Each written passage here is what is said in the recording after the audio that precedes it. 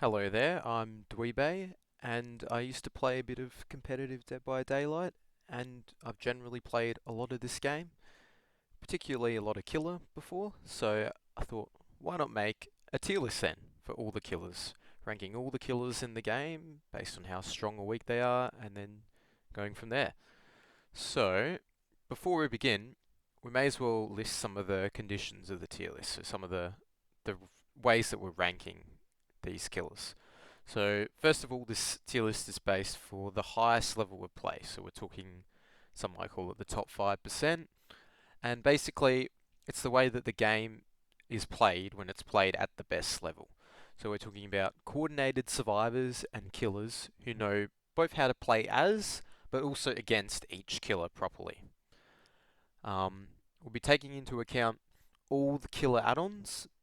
Obviously, the strongest ones and the most used ones will be weighted the most, but also take into account how strong some of the other add-ons are generally. Um, all perks are accounted for in this as well, so there's no, like, I guess, Dead by Daylight competitive balancing taken into account for this.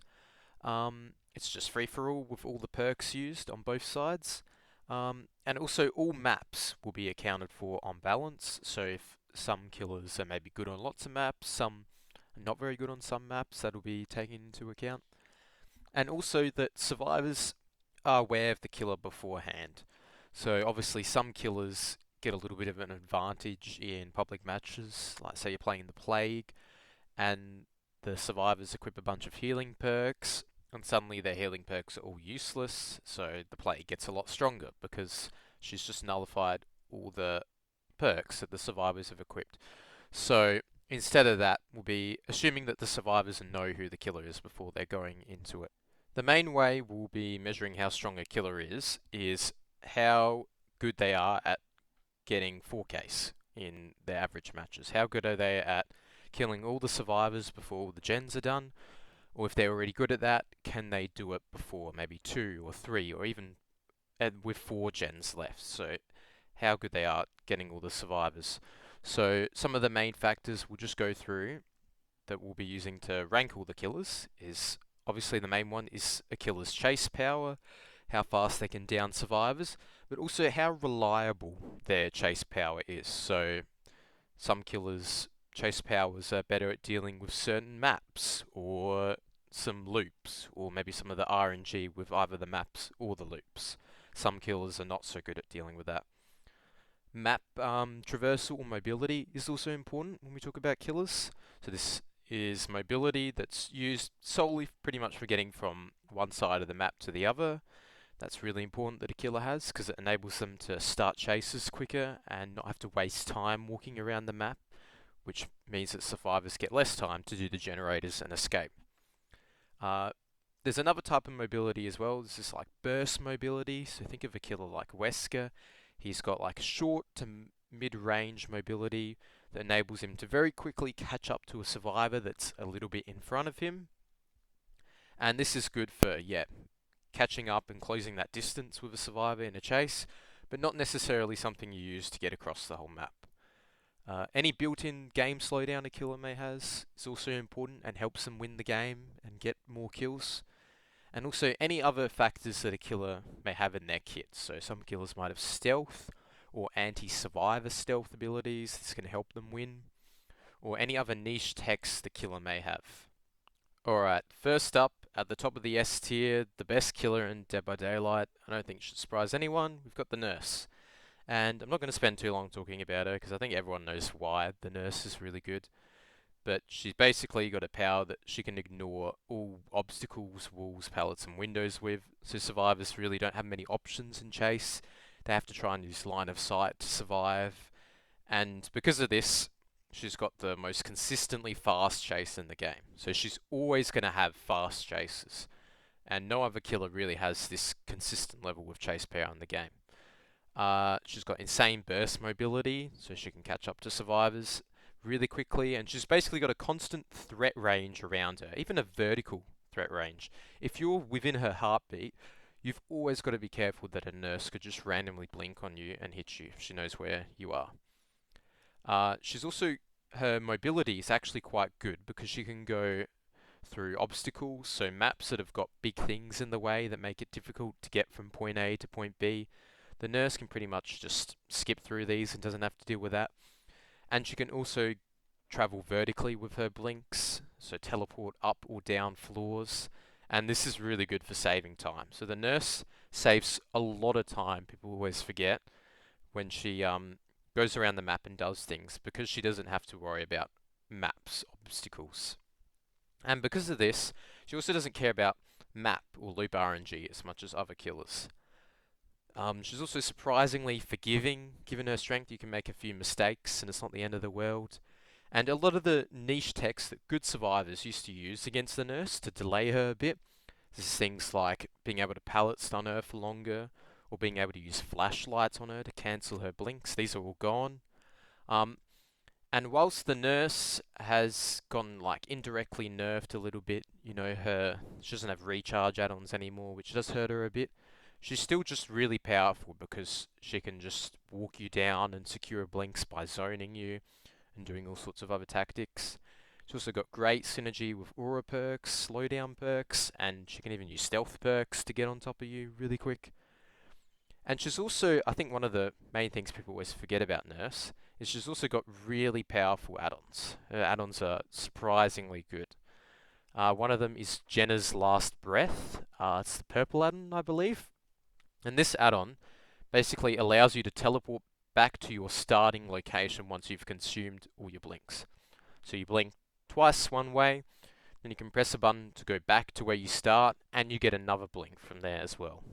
So what this means is that she can basically proxy camp super effectively. She can blink away from the hook, maybe go find some survivors, maybe go hit someone, go distract some other survivors, waste their time, and then teleport immediately back to the hook, and you can't save because the nurse is always going to teleport back after doing whatever she does.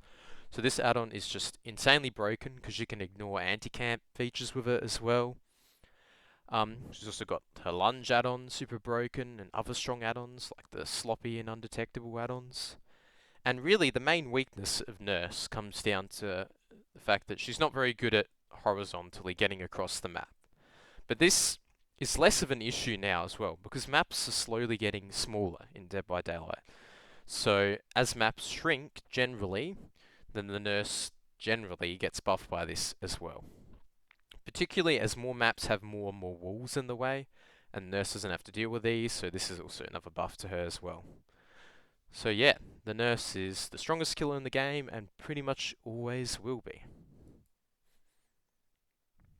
For the second best killer in the game, also probably to no surprise, is the Blight.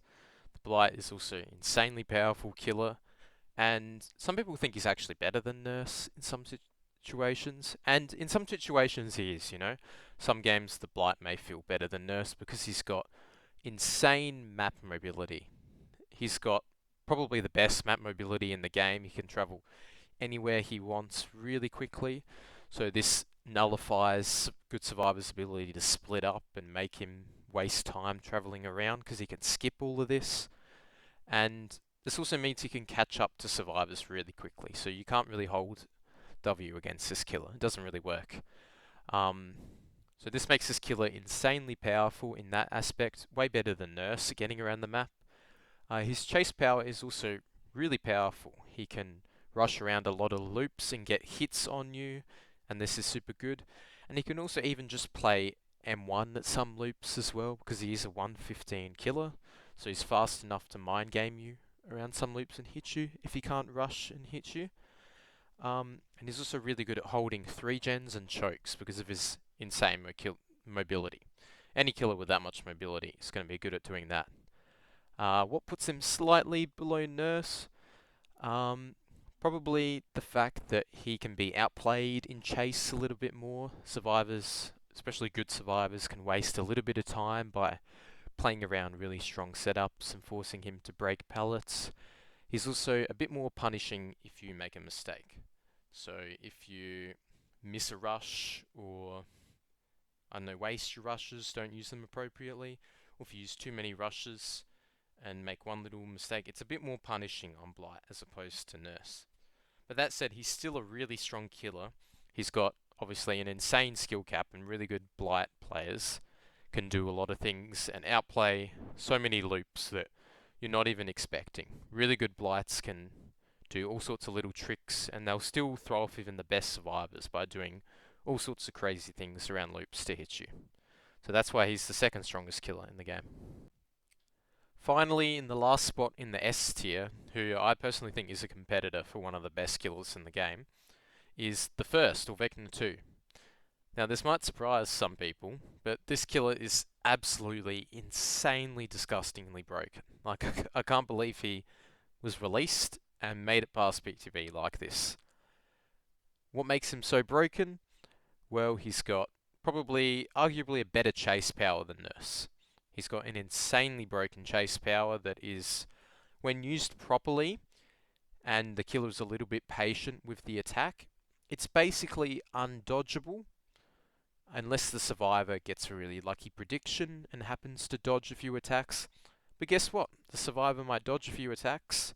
Oh well, it doesn't matter, because the killer's got a 2.5, 3 second cooldown in between attacks.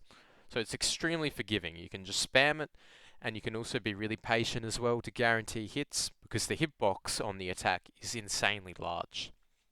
The attack also means that you can't ever use windows or pallets, because if you ever use them and you're animation locked, it's a free hit with the attack from the killer every time. So he completely nullifies windows and pallets just like Nurse.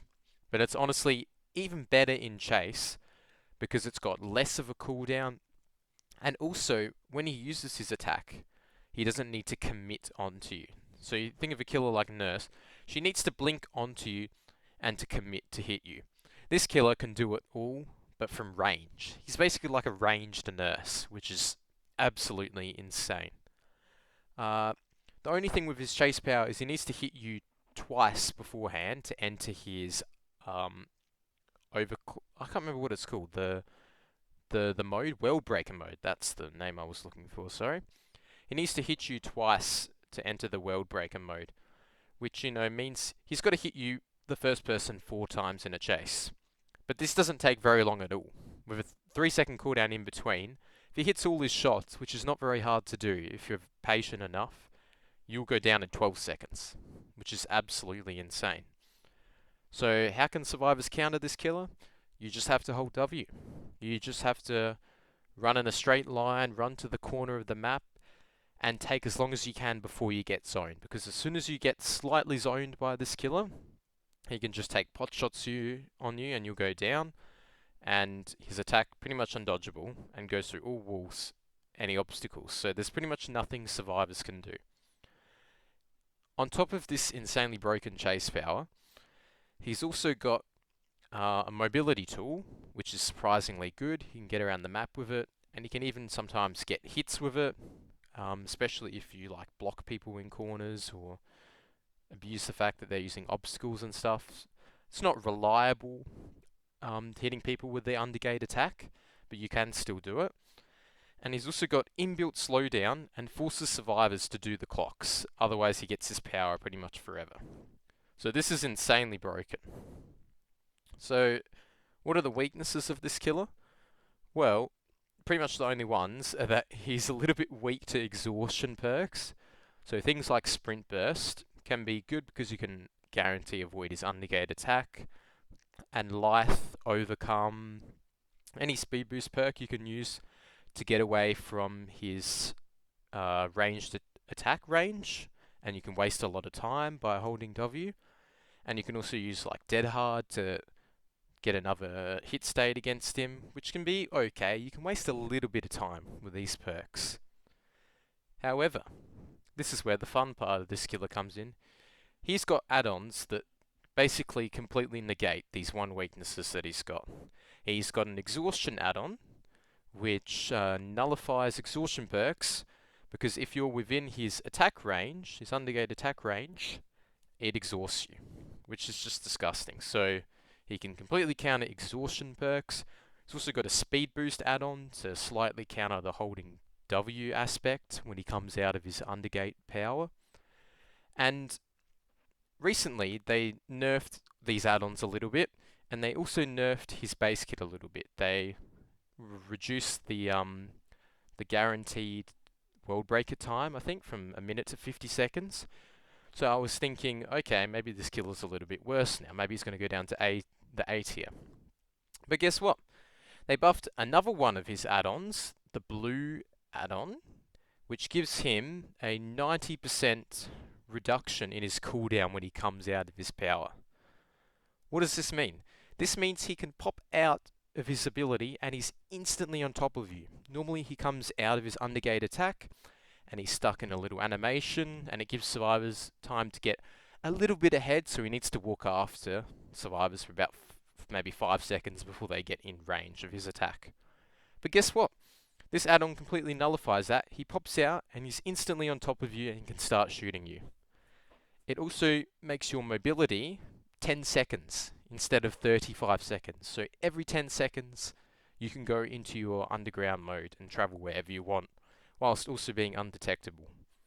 And the only downside you get with this add-on is that you forfeit the ability to hit people with your undergate attack, which doesn't really matter because it's not that reliable anyway and isn't what makes the killer strong. So nope, they ended up buffing this killer because they buffed this add-on and now it's also insanely broken. So, they thought they nerfed this killer and now he's just even stronger with this completely busted add-on. Even his base kit alone is insanely broken. If they wanted to nerf this killer, they just have to rework the attack power, because you can't have a killer that can hit you through walls with an attack with big radius as it is with no cooldown. It's just broken. It's broken for the same reasons that old Nurse used to be broken, but it's just even more unfun to play against a survivor, because you can't really do anything against it. What keeps him from being above Blight and Nurse? Well, just simply that his mobility is a little bit more constrained than Blight's and Nurse. You know, he doesn't have it up as often, and it's not a good burst mobility tool, whereas Blights and Nurses can catch up to them instantly. Other than that, this killer is absolutely busted. Best chase power in the game, it's just disgusting. So, definitely abuse this killer while you can.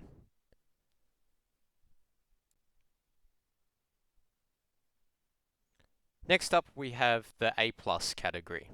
So these are killers that are very powerful as well in their own way, but they just have a couple of weaknesses that keep them from being quite in the S tier. So a few more vulnerabilities, you might say. First up, we have Billy, the Hillbilly. Very powerful killer. In a lot of ways, he's very similar to Blight and Nurse. He's got insane map mobility, kind of like Blight.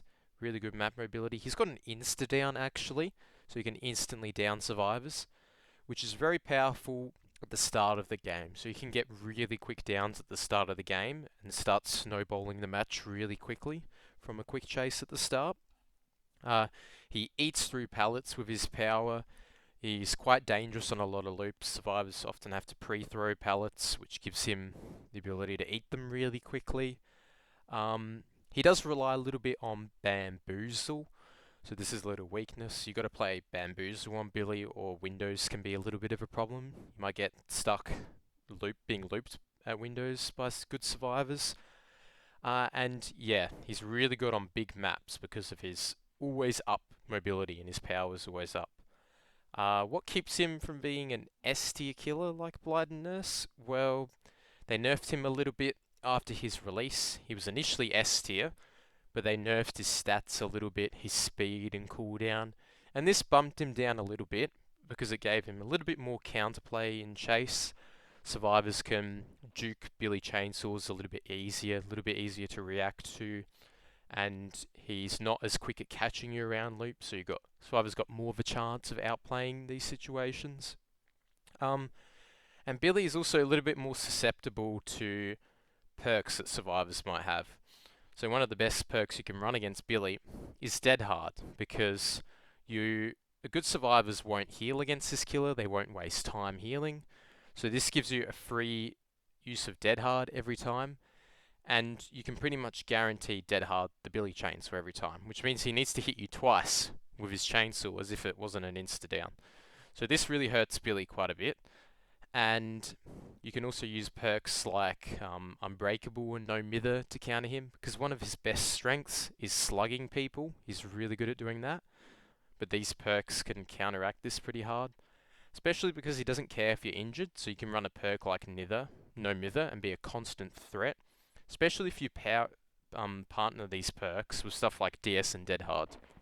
What good teams will often do against Billy is they'll have one person play really aggressive with a really annoying build, something like Dead Hard, No Mither, Decisive Strike, and the killer is pretty much forced to chase this person. But this person's also really hard to chase because they've got Dead Hard and No Mither and DS, so you can't slug them to wait out the DS, but you can't pick them because you'll get hit by DS and they also hit you with Dead Hard. It's very annoying to deal with for Billy.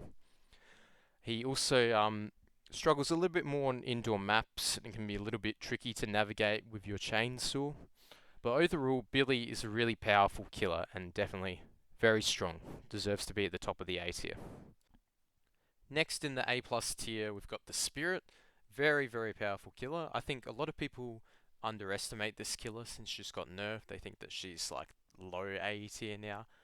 But I'm telling you, she's still a very powerful killer. What makes her really good? Well, she's still incredibly strong in chase. Yes, they did nerf her power. You can hear where she's coming from in phase now, and they've nerfed her add-ons quite a bit. But she's still generally very powerful in chase. She can hit you around nearly every loop in the game that's not Shack palette or another god palette, and even then she can deal with these pretty quickly. And she's still got really powerful add-ons that help her in chase. Mother-Daughter Ring is still a very good add-on. Her Recharge Rusty Flute add-on, the blue variant, is still really good, the rare variant. And she's still got decent movement speed add-ons and activation add-ons. So definitely her add-ons push her up a bit. Without those, she would be a little bit lower. What makes her really good against good survivors, though? This killer has a little bit of an effect around her where she makes the best survivors look not very good at the game. And that's because she's really hard to counter in chase. It's very unpredictable killer. There's not really any set counterplay, you know. It's not like you do this against her and you'll win. It's a little bit of a mind game trickery sort of killer. So if you get a little bit lucky, the good survivors might be able to outplay a spirit in chase. But generally, it doesn't matter how good you are, a good spirit can often hit you around most places in the game. So this definitely gives her an edge over a lot of killers in the A plus tier because she has very quick chases. She can also use her phasing to move around the map decently fast. She's got a decent amount of mobility, and she can also move a little bit unpredictably because you can't see her. So it's very difficult for like coordinated survivors to communicate where she's going to, for example, because you can't see her in her phase. And definitely the palette density changes that happened recently are definitely a good thing for her because even though there's more palettes on the map, she doesn't care because a lot of these palettes are pretty weak. They're very easy for her to phase around and use her movement speed to hit you around. So she likes this generally because it also nerfed some of the strong palettes, which were a little bit more difficult to outplay. So indirectly, she's been buffed by these changes. Map sizes also decreasing a little bit over time has helped her a little bit. But she definitely does still have a bit of an issue traversing really large maps around. Otherwise, a very powerful killer though, because of the fact that really good survivors still can't very effectively counter her in chase. Now we've got Dracula, who's another very powerful killer, and Dracula's a bit of a killer who's good at everything. He's got all sorts of strengths, and he excels at doing a lot of things, really. He's got 3 forms, and all his forms basically contribute to his power and give him stats and things that makes him really good at doing everything. So he's got good mobility with his bat form. His bat form sort of functions similar to a spirit phase, except you can see him, but he moves really fast around the map and it lasts indefinitely. And he can also teleport to windows and pallets, which is a really useful mobility tool. So he's really good at navigating all sorts of maps because of this teleport ability. And even just the bat's form in general is really good for getting around the map. Then his dog form is also incredibly powerful. I think this is by far the best part of Dracula. It's basically a better Wesker ability. He can dash twice with the dog, and on the in between the first and the second, there's a little bit of a time where he moves. He moves like quite fast for a little bit, and you use this period in between the first and the second dash to reposition your character, and you can hit survivors around so many loops if you use this reposition well. So it's a really powerful chase ability. And on top of that, in wolf form, Dracula also gets to be in third person, which is really powerful because you can see survivors around a lot of extra obstacles and you can look around corners and stuff. This is really good. And you also get to pick up scent orbs, which give you speed boosts, like temporary speed ups when you go through them, and they make you close to 120% movement speed when you pick one up for a little bit, I believe. So dog form is very powerful for this reason. Picking up the scent orbs also reduces the pounce cooldown, so that's his 2 dashes, which is also really nice. So it means that even if you miss the pounce, you can pick up a couple scent orbs and suddenly you have it back really quickly. So very powerful ability. Then his human form, you can also use this in chase in combination with the dog form, and it gives him a ranged attack, sort of similar to a Nemesis attack where he summons fire pillars in front of him, and this is good for hitting survivors over pallets, windows, and you basically use this, well, good Draculas will use this in a situation where you can't use the wolf pounce to hit survivors. In combination, this pretty much gives Dracula really solid chase powers, really good map mobility, and really good everything, yeah. What's the main weaknesses of Dracula? Well, his add-ons are kinda, yeah, they're okay, but they're not anything special. They're nothing like Spirit's add-ons or any of the S tier killers add-ons.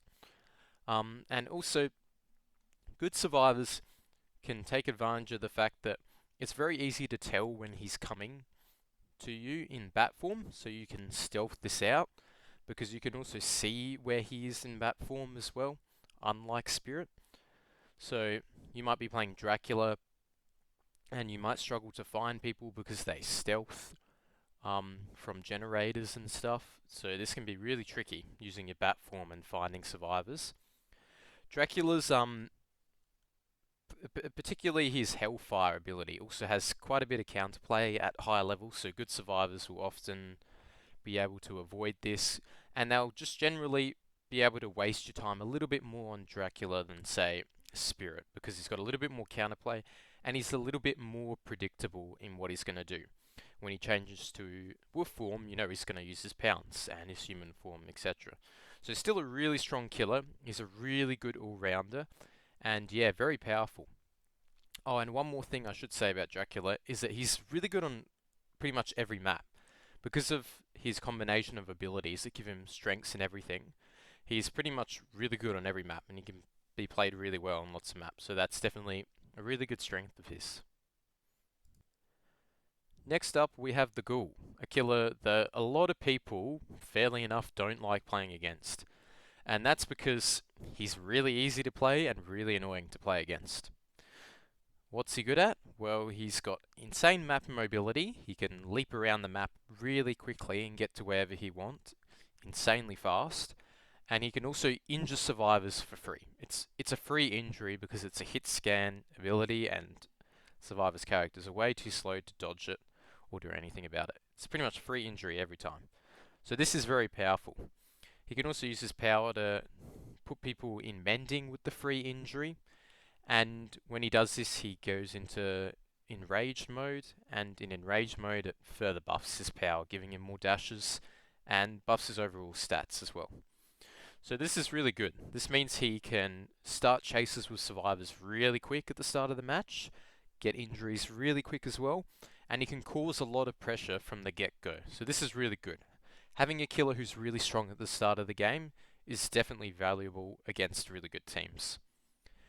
He can also, what you see a lot of ghouls do is you'll see them injure lots of people at the start, which is really powerful. And then he because people won't heal against the Ghoul, he can use his mobility to catch people off guard and get free downs on people because they're injured and because he's really fast and able to leap onto you suddenly without you being aware as a survivor. So this is really good. He can also use his power in chase a little bit.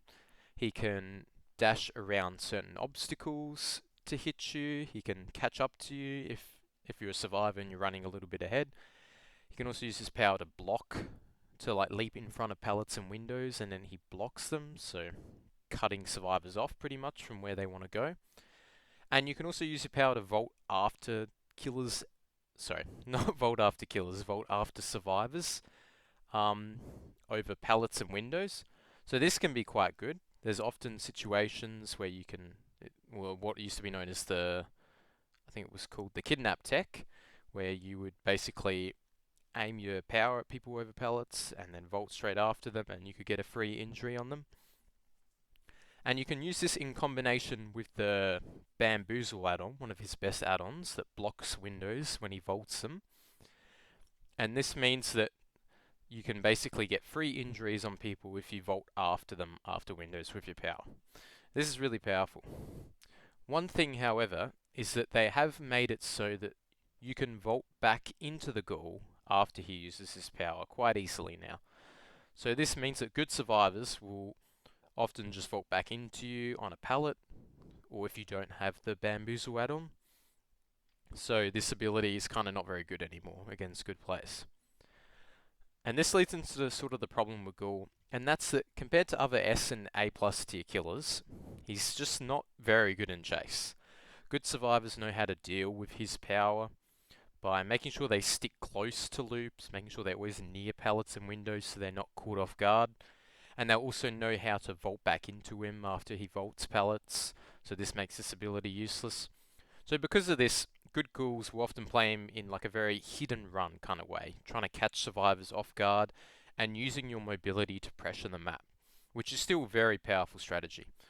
So overall, the Ghoul's a really strong killer, particularly because he's really easy to play, and because he's very effective at what he does, and he's really good at putting pressure on the map. So definitely a strong killer because of this. Next in the A+ tier is a killer that's a little bit different to some of the other ones, and that's Singularity. When he first came out, he wasn't a very good killer. He was kind of just like maybe in the B tier. He was okay at using his cameras, but he was really clunky, and he wasn't that good in chase. And then they decided to buff him, and they gave him lots of quality of life buffs. They made his cameras a lot easier to use in particular, which is a big change. And they also made one of his add-ons, the Soma family photo, part of his base kit. So now when he's in overclocked mode, he gets an additional 3% move speed. And all these buffs have propelled him quite literally to the A+ tier. He's very good now. What makes him so good? Well, he's really good at controlling 3-gens, because he plays a little bit like a setup killer, sort of like the Hag, but he's a better version of Hag in every way. So although he plays a little bit unique, at the start of the game he's going to set up his cameras a little bit and set up his area of control. What the Singularity can still do, however, is he can still have quite a good first chase. He can infect people with his power and then use his overclocked mode to chew through pallets really quickly, so he can delete a lot of resources on the map. And then once he gets a hook, he can often pressure the entire map from nearby the hook using his cameras. So this is really valuable. He can basically put himself in multiple parts of the map at once, especially on a map that's quite open and his cameras give him a lot of visibility. He also benefits from Hex perks quite a lot, and Hex is being really good. Well, not really good, but Hex is being pretty decent at the moment, is quite good for him. So he can use Ruin really well. Ruin's quite a good perk at the moment. And he can also defend his totems really well. So he can not only defend his Ruin, but also pressure survivors off gens, force them to get EMPs, which wastes time, but also lets Ruin do a little bit of work and regress the gens. And this can really stall games out quite a bit whilst he's camping someone or waiting his tunnel out to die. Um, he can also do a lot of things such as catch survivors off guard with teleports when they're not paying attention with cameras, so he can get free hits doing this. And he can also play a little bit hit and runny in a way by teleporting around, infecting people and hitting them. The main weakness of this killer really is that he's quite map dependent. So he's really rough to play on indoor maps such as Larry's, because your cameras don't give you great visibility on these maps when there's walls everywhere. And this means if you want to control a 3 gen on this map, you need to set up a lot of cameras around your gens, and this means you have less cameras to put elsewhere around the map. So he's not very good at pressuring on indoor maps. Um, Survivors can also use a lot of perks quite effectively against him. So healing perks are quite good against Singularity. Um, Survivors will often use like anti-camping perks pretty well. Anti-tunneling perks can be quite good because Singularity really wants to tunnel someone out of the game, or he really wants to play quite defensively around the hook. So if survivors use perks such as Reassurance, this can really hurt his defensive capabilities. Um, that said, he can also abuse perks himself quite well. So he can also use perks such as DMS really well. He can block gens for free using his cameras doing that, so that's really powerful. And he's also quite good with a lot of regression perks in general. So yeah, quite a good killer. Can be countered a little bit by survivor coordination and healing and effective teamwork using the EMPs. But otherwise, he's still a really good killer and is especially really dominant when he gets a good map. The Krasue is a forgotten but actually very powerful killer. When she's in her human form, she infects you, and then she goes into her head form and she becomes a chase demon, pretty much. Very powerful in chase. In her head form, she can injure you once you're infected with a really long range attack that comes out of it that's very difficult to dodge as well, and deceptively long range as well. You'll get hit around a lot of loops as survivors that you didn't think she could reach. It's very long range, and it's also got no wind up because it functions like a basic attack. So it's like a Demogorgon dash attack that doesn't need to be wound up, and there's no indication of when she's going to use it. So it's very powerful in a lot of loops. She can also catch up to you in chase as a survivor with her headlong flight, so she's really good at catching up to survivors. And she can also use this as a bit of a map mobility tool in a way. And she can also vault pallets and windows with her power, so some god pallets she can vault over and hit you. So you've got to be very careful as a survivor because she can vault over a lot of things and hit you that you might not be expecting. In her human form, when she infects you, the good thing about this mode is that it's very easy to infect people. So it's this aspect of the chase that you would think might waste a bit of time. It doesn't waste that much time because it's very easy to infect and very forgiving. And she also forces survivors to go around and find mushrooms to cleanse, which is a little bit of a time waster. It's not a huge time waster, but it does do something. The main weakness with this killer against good survivors is that they can try and body block for an infected person who's in chase. If a survivor's not infected and the killer is in head form, the killer cannot injure the survivor, so they need to go back to human form to infect them. This can waste a bit of time, but it's not as good as people say because it doesn't take very long to transform between forms. So it's not as effective as body blocking, say, against an M1 killer or something like that. And also, the Krasue doesn't have the best map mobility. She can get around in head form, but when she goes around in head form, she's got a bigger terror radius, so it's easy to hear her coming. The main strength of this killer is that in the head form, she gets a third-person view, which is insanely powerful. Third person on killer is already powerful enough, but the Krasue third person is really high up, like the camera is sitting really high up in the sky, and it means she can see over a lot of loops. So if you try and break away at a tile or try and outplay her by taking some unique pathing as a survivor, most of the time she'll just see you doing that. And she'll see you right over the top and follow you and hit you, so that won't work. And it's also really good because then you can use this third person to outplay survivors at tiles by watching where they are, but knowing that they can't see you at the same time. It's really powerful, the third person. Definitely something that's underrated about her. Her add-ons are pretty meh. They're not very great. Some of them like help her a little bit, but they're nothing special. But this killer is quite good on a lot of maps. It's just the bigger maps that might be a little bit more difficult for her. Finally, in the last spot in the A+ tier, we have the twins, who it's tempting to put her down in the A tier actually, but I think she just scrapes in. This killer is in normal public matches against survivors who are maybe not the most coordinated or not prepared, or they don't really know how to play against this killer. She can really dominate. She's really powerful in those types of environments. This killer, however, in higher levels of play, so against survivors that are coordinated but also prepared and have good perks against her, does struggle quite a bit more than other killers in this area of the tier list.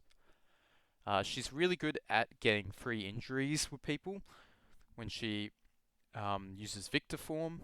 So when she unloads Victor from her and Victor goes to hit someone, it's pretty much a guaranteed injury or down every time because he's very difficult to outplay. The one way that you can slow her down is with God pellets, so some good survivors can use like Shack to slow down Victor a little bit. The twins is also a slugging menace. She's very good at slugging injured survivors if they're caught off guard and they're out of position. And she can really start snowballing if survivor teams are not careful. But she will get guaranteed injuries and downs on people because of this Victor, which is very powerful. She can also then control the map with her two forms using Charlotte and Victor. She can put them, especially in 3-gens or chokes, she can control parts of the maps with two people and switch forms to hit people. So this can be quite good when you're holding a 3-gen, for example. And yeah, she's generally pretty good at doing a lot of things. The problem with this killer against very experienced survivors is that there's a lot of counterplay and a lot of things you can do against this killer to make her life really tricky. Good survivors will run a lot of healing perks against this killer, and they can pretty much heal in a lot of situations. If Victor goes too far away from Charlotte to hit someone, on a bigger map for example, or just to the other side of the map, survivors can out-heal the speed that Victor can hit people and respawn and come back and hit someone again. So this can be annoying. Survivors can abuse the fact that only Charlotte can pick up other survivors, so they can go down really far away, or in lockers really far away for example, and make it so that Charlotte can't get to the down survivor in time to get a down. Good survivors will also play in pairs against this killer, so they will have 2 and 2, and then that way someone can take the body block for another. So a way lots of teams will often do it is that the injured survivor will body block for the healthy survivor, and when Victor downs the injured survivor, the healthy survivor kicks Victor and then picks up the injured survivor before Charlotte can get there in time. And so a lot of these strategies can neutralize a lot of Twins' power, and this can really affect her if she's trying to slug people out or play for a long plan sort of game. That said, she has gotten quite a decent buff recently. They buffed her stats quite a lot, and she feels a lot nicer to play now than she used to. She's still a bit buggy, but she definitely feels a lot nicer to play now. And these stat buffs do mean something because they originally nerfed her slugging potential by nerfing the Victor cooldown, but they've reverted this and made it quite good now. So all these stat buffs mean that she's quite a bit better to play against good players now because she just feels a little bit nicer to use and she's a little bit more effective at what she does. Alright, now we go down to the A tier killers. So these killers are somewhat similar to the A+ tier killers. They've got very powerful kits, but usually they're missing some explosive element that the A+ tier killers have. So they might not be able to down everyone really quickly. You know, you think of a killer like Billy or the Ghoul, they can go around the map really quick and injure lots of people really fast. These killers will usually be missing that, but they've still got really strong strengths that enable them to play really well, even against good survivors. So the first one up here in the A tier, we've got the Artist. Artist is a very strong killer who, when she first came out, I think she would have been even higher on the tier list. So she's been a little bit power crept, but that's mainly just because there's a new killers coming out that are even better than her. This killer has a really good 1v1, a really good chase, and that's because she can put birds down at loops and basically make the loops unplayable for survivors. So the counterplay is holding forward and breaking away loops, but good artists will be able to zone you as a survivor really effectively. So she has quite a strong chase power. She can also use her birds at a mid to long range to hit you. She might hit you with one and then line up with three to guarantee the injure. So she's quite good at playing somewhat at range effectively, and she can use this tactic to zone you additionally as well. The artist is also good at pressuring the map and finding out where people are on the map. So she can launch her birds to give her info on gens or to push people off gens. What this is really good actually at doing is defending totems. So she can launch her birds at totems and force people to get off totems. And if people get off totems, obviously their progress resets on the cleansing the totem. So she's really good at running hex builds, so you can run ruin and defend your totems at range as this killer, sort of like Singularity. And she can do a lot of this whilst staying near the hook, so she can play quite defensive on the hook. This killer is also very difficult to body block against because of the way the birds work. She's got a few good add-ons that spread the bird infection, if you call it. I don't know, when you're swarmed by birds. She's got a purple add-on that spreads it to nearby survivors if survivors are too close. And this can be a really dangerous add-on. And she's got a couple other good aura add-ons, I believe, and some other good cooldown add-ons that enable her to be a little bit more efficient with her bird use. So she's got a lot of decent things going for her. The main weakness is that she doesn't really have any map mobility. She hasn't got any actually. She's just an M1 killer if she's trying to walk around the map. So she has to play really smart about the areas she's controlling. So what a lot of artist players will do is they'll play around 3 gens, and she's really good at this. If you get a map like ARP, Azeroth's Resting Place, as artists, it's really good because you can just sit on one side of the map and control this side of the map and use your zoning powers on survivors to have quick chases and force them off gens. And if you do this enough, eventually you might just win the game because you've distracted survivors long enough, you've had quick chases and you force them off gens and use some good hexes, and this can win you the game.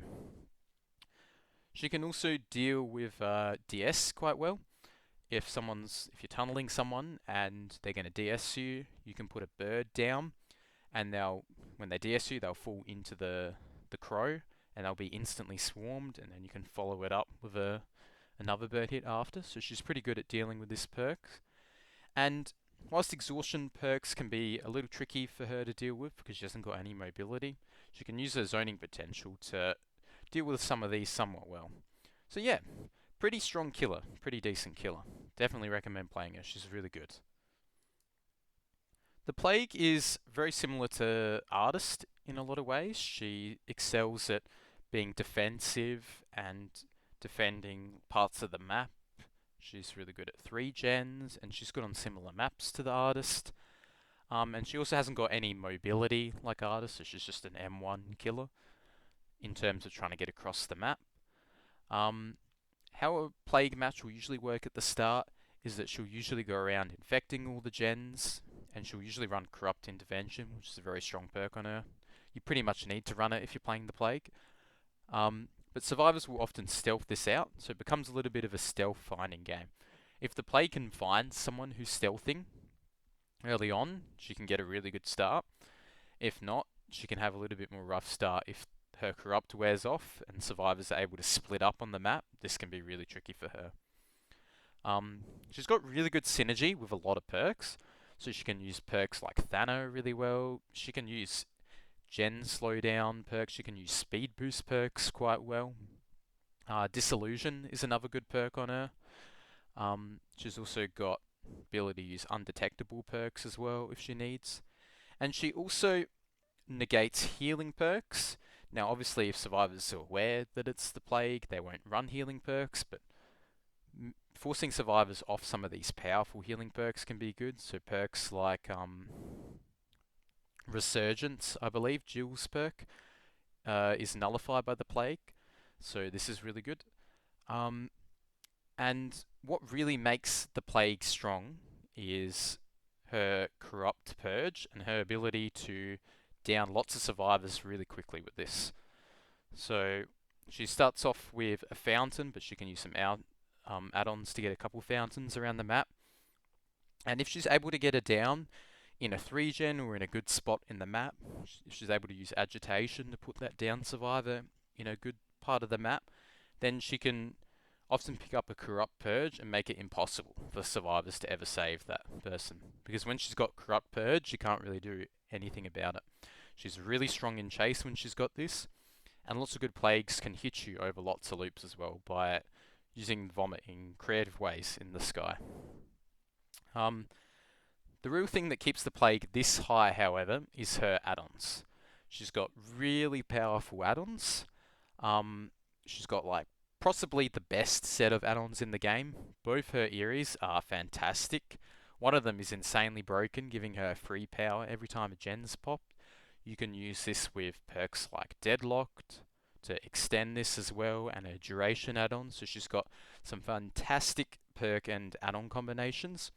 She's also just got really good green and blue add-ons and all sorts of rarities. She's got like good add-ons that increase her duration and her charge time, decrease the charge time. And her apple add-ons are really good because they give her more fountains.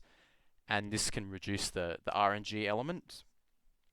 And this comes into her main weakness, is that on big maps, if she gets bad fountain RNG, then it can be kind of bad, because having to go across the whole map as plague to pick up your power is not ideal, because you're just an M1 killer. So you could potentially lose the game if you get just a bad spawn. And once her fountains run out, then she hasn't really got much going for her in chase. However, she counters stealth really well as well, because when she infects people, people cough. So she counters a lot of unique things and has a lot of unique abilities in her kit, combined with her really strong add-ons, and this keeps her quite high in the A tier. So she's definitely quite a strong killer and can really snowball out of control. Next up, we've got the Houndmaster, who's a little bit different to the last two killers.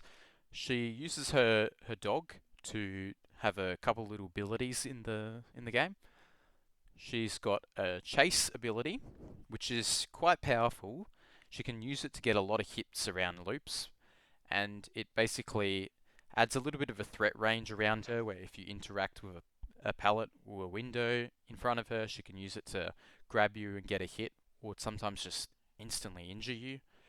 And although there's a little bit of counterplay from survivors in that they'll camp the pallet and force the Houndmaster to drop her power and make the survivor drop the pallet, once the pallet's dropped, the Houndmaster can often use her dog in creative ways to hit you around it. So she can use the dog over the pallet to jump over the pallet and then redirect it to hit survivors, or maybe to go around the loop, or even sometimes she can just fake it altogether and then just M1 you, which often ends up happening quite a lot. So this is quite good. And it's also quite difficult from the survivor perspective to see what the killer is doing with the dog. So it's quite unpredictable and difficult to kind of guess what the killer is going to do. So this is quite good for her. She can also use her other ability to travel around the map really quick. So it's a decent map mobility tool. Nothing crazy, but it's pretty good. It also gives her the ability to catch up to survivors at like a mid-range distance. She can use it. And although it's a little bit clunky to use around short loops, she can use it around larger loops and obstacles to get some speed and catch up to survivors, so this is really good. She also uses M1 perks quite well, so this is another nice thing about the Houndmaster. One of the best things about her, actually, that helps her elevate her quite a bit, is that she's got a really powerful exhaustion add-on that's really easy to apply. So this is very good, and she can nullify a lot of exhaustion perks with this one simple add-on. The main weakness is that she sort of just doesn't have a way to hit lots of survivors really quickly. So she can definitely be overwhelmed if she doesn't have super quick chases and the gens go too fast. But otherwise, she's got a decent amount of everything, so definitely a decent killer.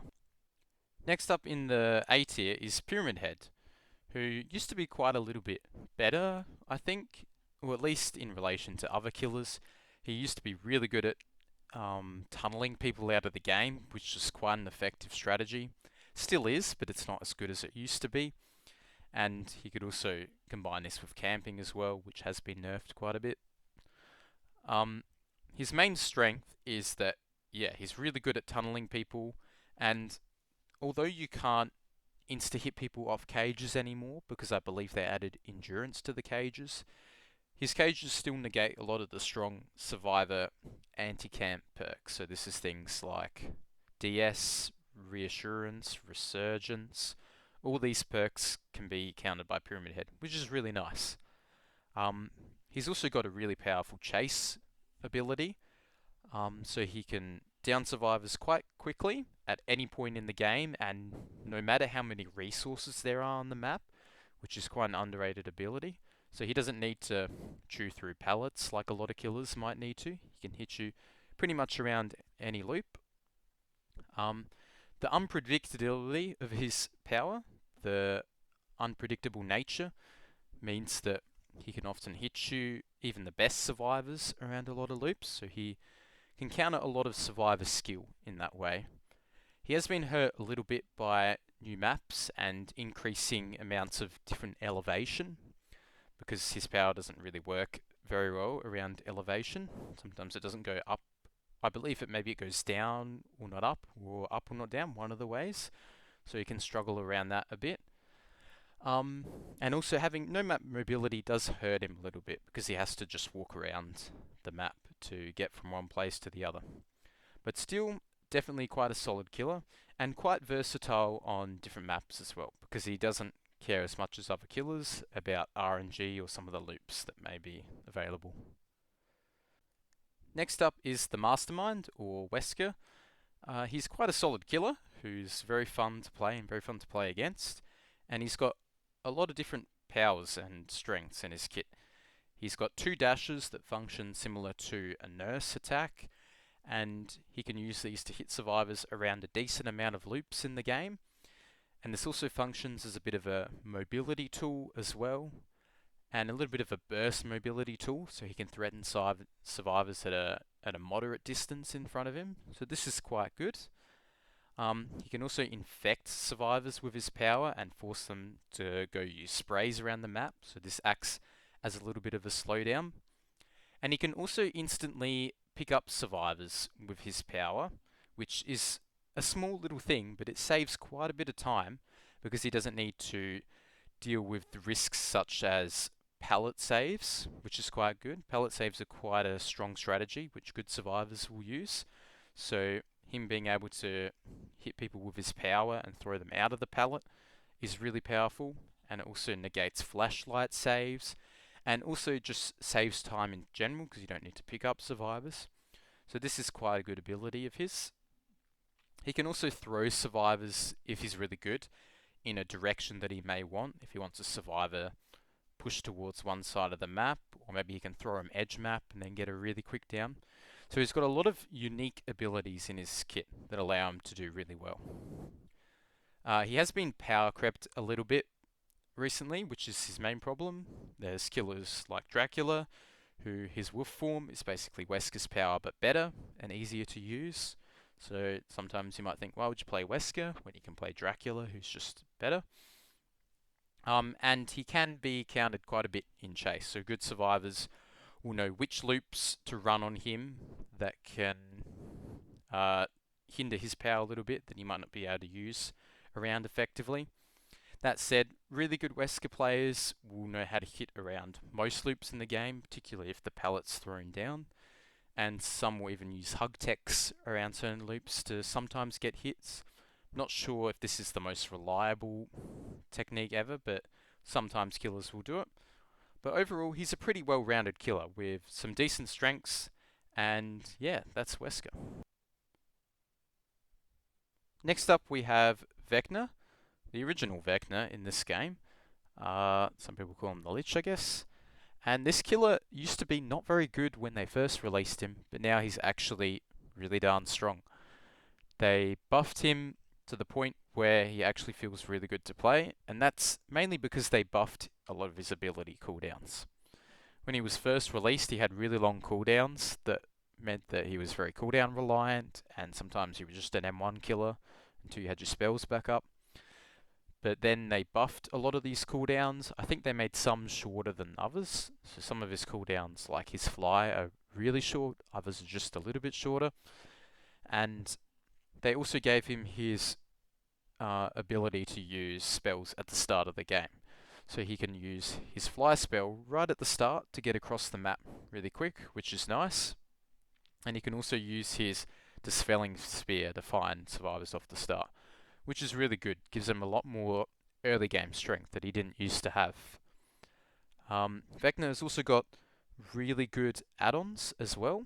He's got an Eerie add-on, which changes his playstyle, but makes his skulls really deadly because it lowers them to the ground so you can't dodge them.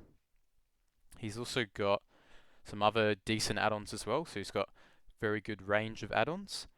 And his main strength is that he's got a lot of abilities to throw at survivors in chase that can overwhelm them. His Mage Hand is a really powerful ability that I believe survivors, when the ability used to be used on down pallets, survivors used to be able to throw the pallet back down. But I believe they've changed this now, so if a survivor tries to camp a pallet and throw it back down on a Vecna after he uses his hand to pick it up, it doesn't work anymore. So this is a good buff for Vecna. He doesn't have to deal with this now. So this buffs his Mage Hand.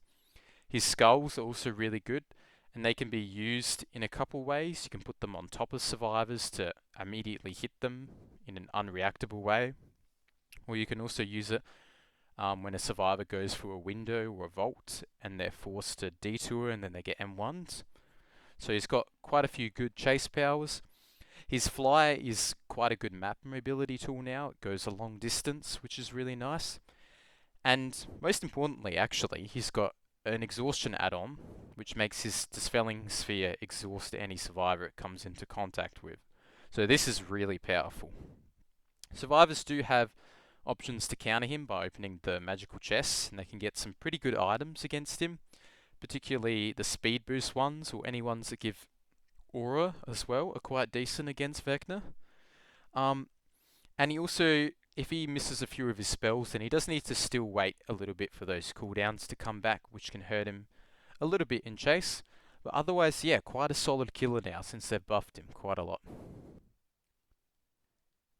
Finally, at the bottom of the A tier, we have the Deathslinger, who is, I think, an extremely underrated killer who is actually very powerful.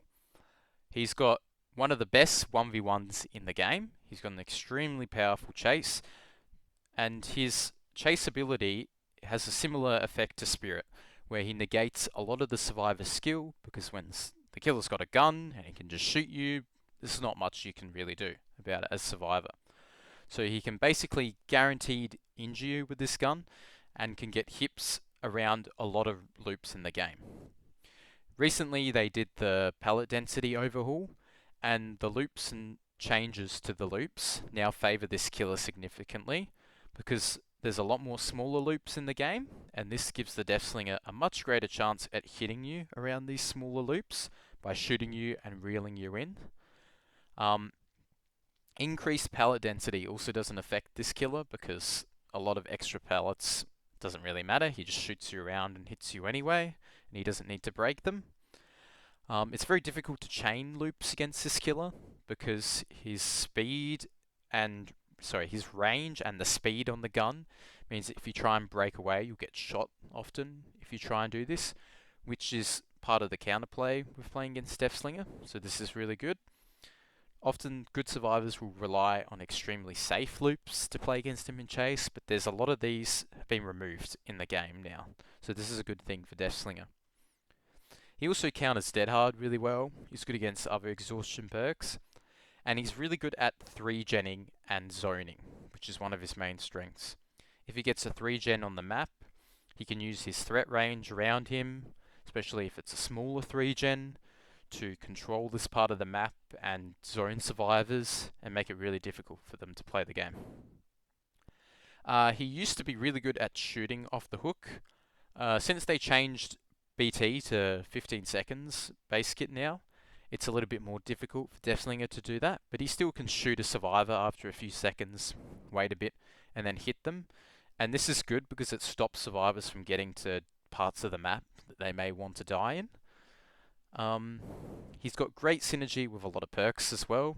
He's got really good synergy with Agi and slowdown perks, stealth and haste perks as well. He also uses M1 perks quite nicely. Obviously his main weakness, everyone knows, is that he's 110, so he's not very mobile. However, there's a lot of smaller maps in the game now, and maps are slightly shrinking, so this is really good for him and mitigates this weakness somewhat. Another problem as well with this killer is that it's a little bit difficult to come back. If you miss a few shots here and there, it can be really difficult as Deathslinger to get back into the game because you're limited by your reload speed and stuff. However, if you're able to hit lots of shots as this killer, which is very durable because of his extremely strong chase power, then you can really dominate survivors by downing them really quickly and using good map control. Next up, we go down to the B+ tier. So I think there's a little bit of a gap between the B+ and the A tier killers. These killers are a little bit more difficult to rank individually because some of them are a little bit better in other circumstances than others, and some of them are quite close in power level as well, just might depend on the game. But starting off, we've got Chucky, or the good guy, I guess some people call him. This killer used to be really broken at so many points in his history. He used to be one of the best killers in the game. But then they nerfed his dash speed with his power, and this has made it a lot more easy to counter him. However, he's still quite good in chase. He can use this dash ability to hit survivors around a lot of loops in the game, which is really good. He gets a third-person mode, which, as we talked about with the Krasue, is really powerful for lots of reasons to do with tracking survivors in chase and getting an advantage over them. He's also really small, which means it's really hard for survivors to track him in chase, and you can easily lose him, which gives him a lot of free hits, even against good survivors. This will happen a lot. He also gets a little bit of stealth in his kit, which is very nice, and he can use his dash to get a little bit of map mobility if he's able to chain a few windows or downed pallets together. Main weakness is that he hasn't really got much mobility other than that. His chase, while it's good, it can be countered a bit by a few good god pallet spawns, I guess. Some really strong loops he might need to break and get out of the way. But he's still a pretty decent killer who can have quite good chases, so definitely good at doing that. Next up in the B+ tier, we've got the Unknown. Now this is a little bit of a weird killer. When he first came out, I would have put him in the A category easily. But then a few changes happened around the game that sort of hurt him a little bit. One of the main ones is that the pallet density update happened, and this hurt him quite a bit. Unlike the last two killers who kind of benefit from more pallets but them being weaker, this killer preferred pallets that were stronger but were a little bit more straightforward. The loops were a little bit more square, and they were a little bit bigger, and it made it easier to use his power to hit survivors around the loops. Now a lot of the pallets are like too short to use your power, but also too long to get M1s and down people really quickly with. So this is really bad for the Unknown. It means his chasing power is quite a bit worse on a lot of maps because of this. I think people have also gotten a little bit better against this killer since he's come out. They know how to counter him a bit more in chase and know his weaknesses. The main weakness of this killer, obviously, is that his early game is really bad and his chase is really bad. At the start of the game, he pretty much doesn't have much going for him. He has to try and down someone as quickly as possible to start snowballing the game. If he's able to down survivors quickly at the start, though, which even against good survivors can happen, because a good unknown can use creative shots or outplay survivors at certain loops, this is where the unknown really starts to steamroll.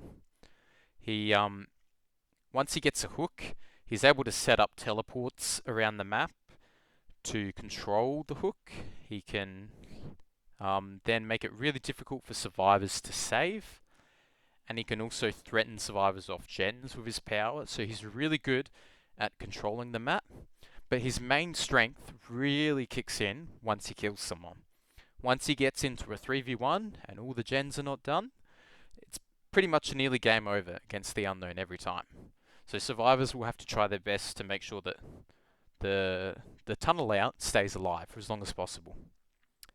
However, unfortunately for the unknown, this is quite a bit easier to do now than it used to be. The BT changes have really hurt the unknown a lot, significantly more than they have other killers. This is because you used to be able to shoot a survivor off the hook, hide just a little bit, and then shoot them again, and their BT would have run out in 10 seconds. Now you can't really do this because the BT lasts 15 seconds. It's really rough to deal with. So even if you shoot someone off hook and hide for 5 seconds maybe, there's a good chance the survivor's still going to see you for another 10, and 10's enough for the weakened effect to wear off. So this really hurts the unknown a lot. And it also gives survivors the ability to run to the other side of the map where your clones don't exist anymore. So this is a major thing.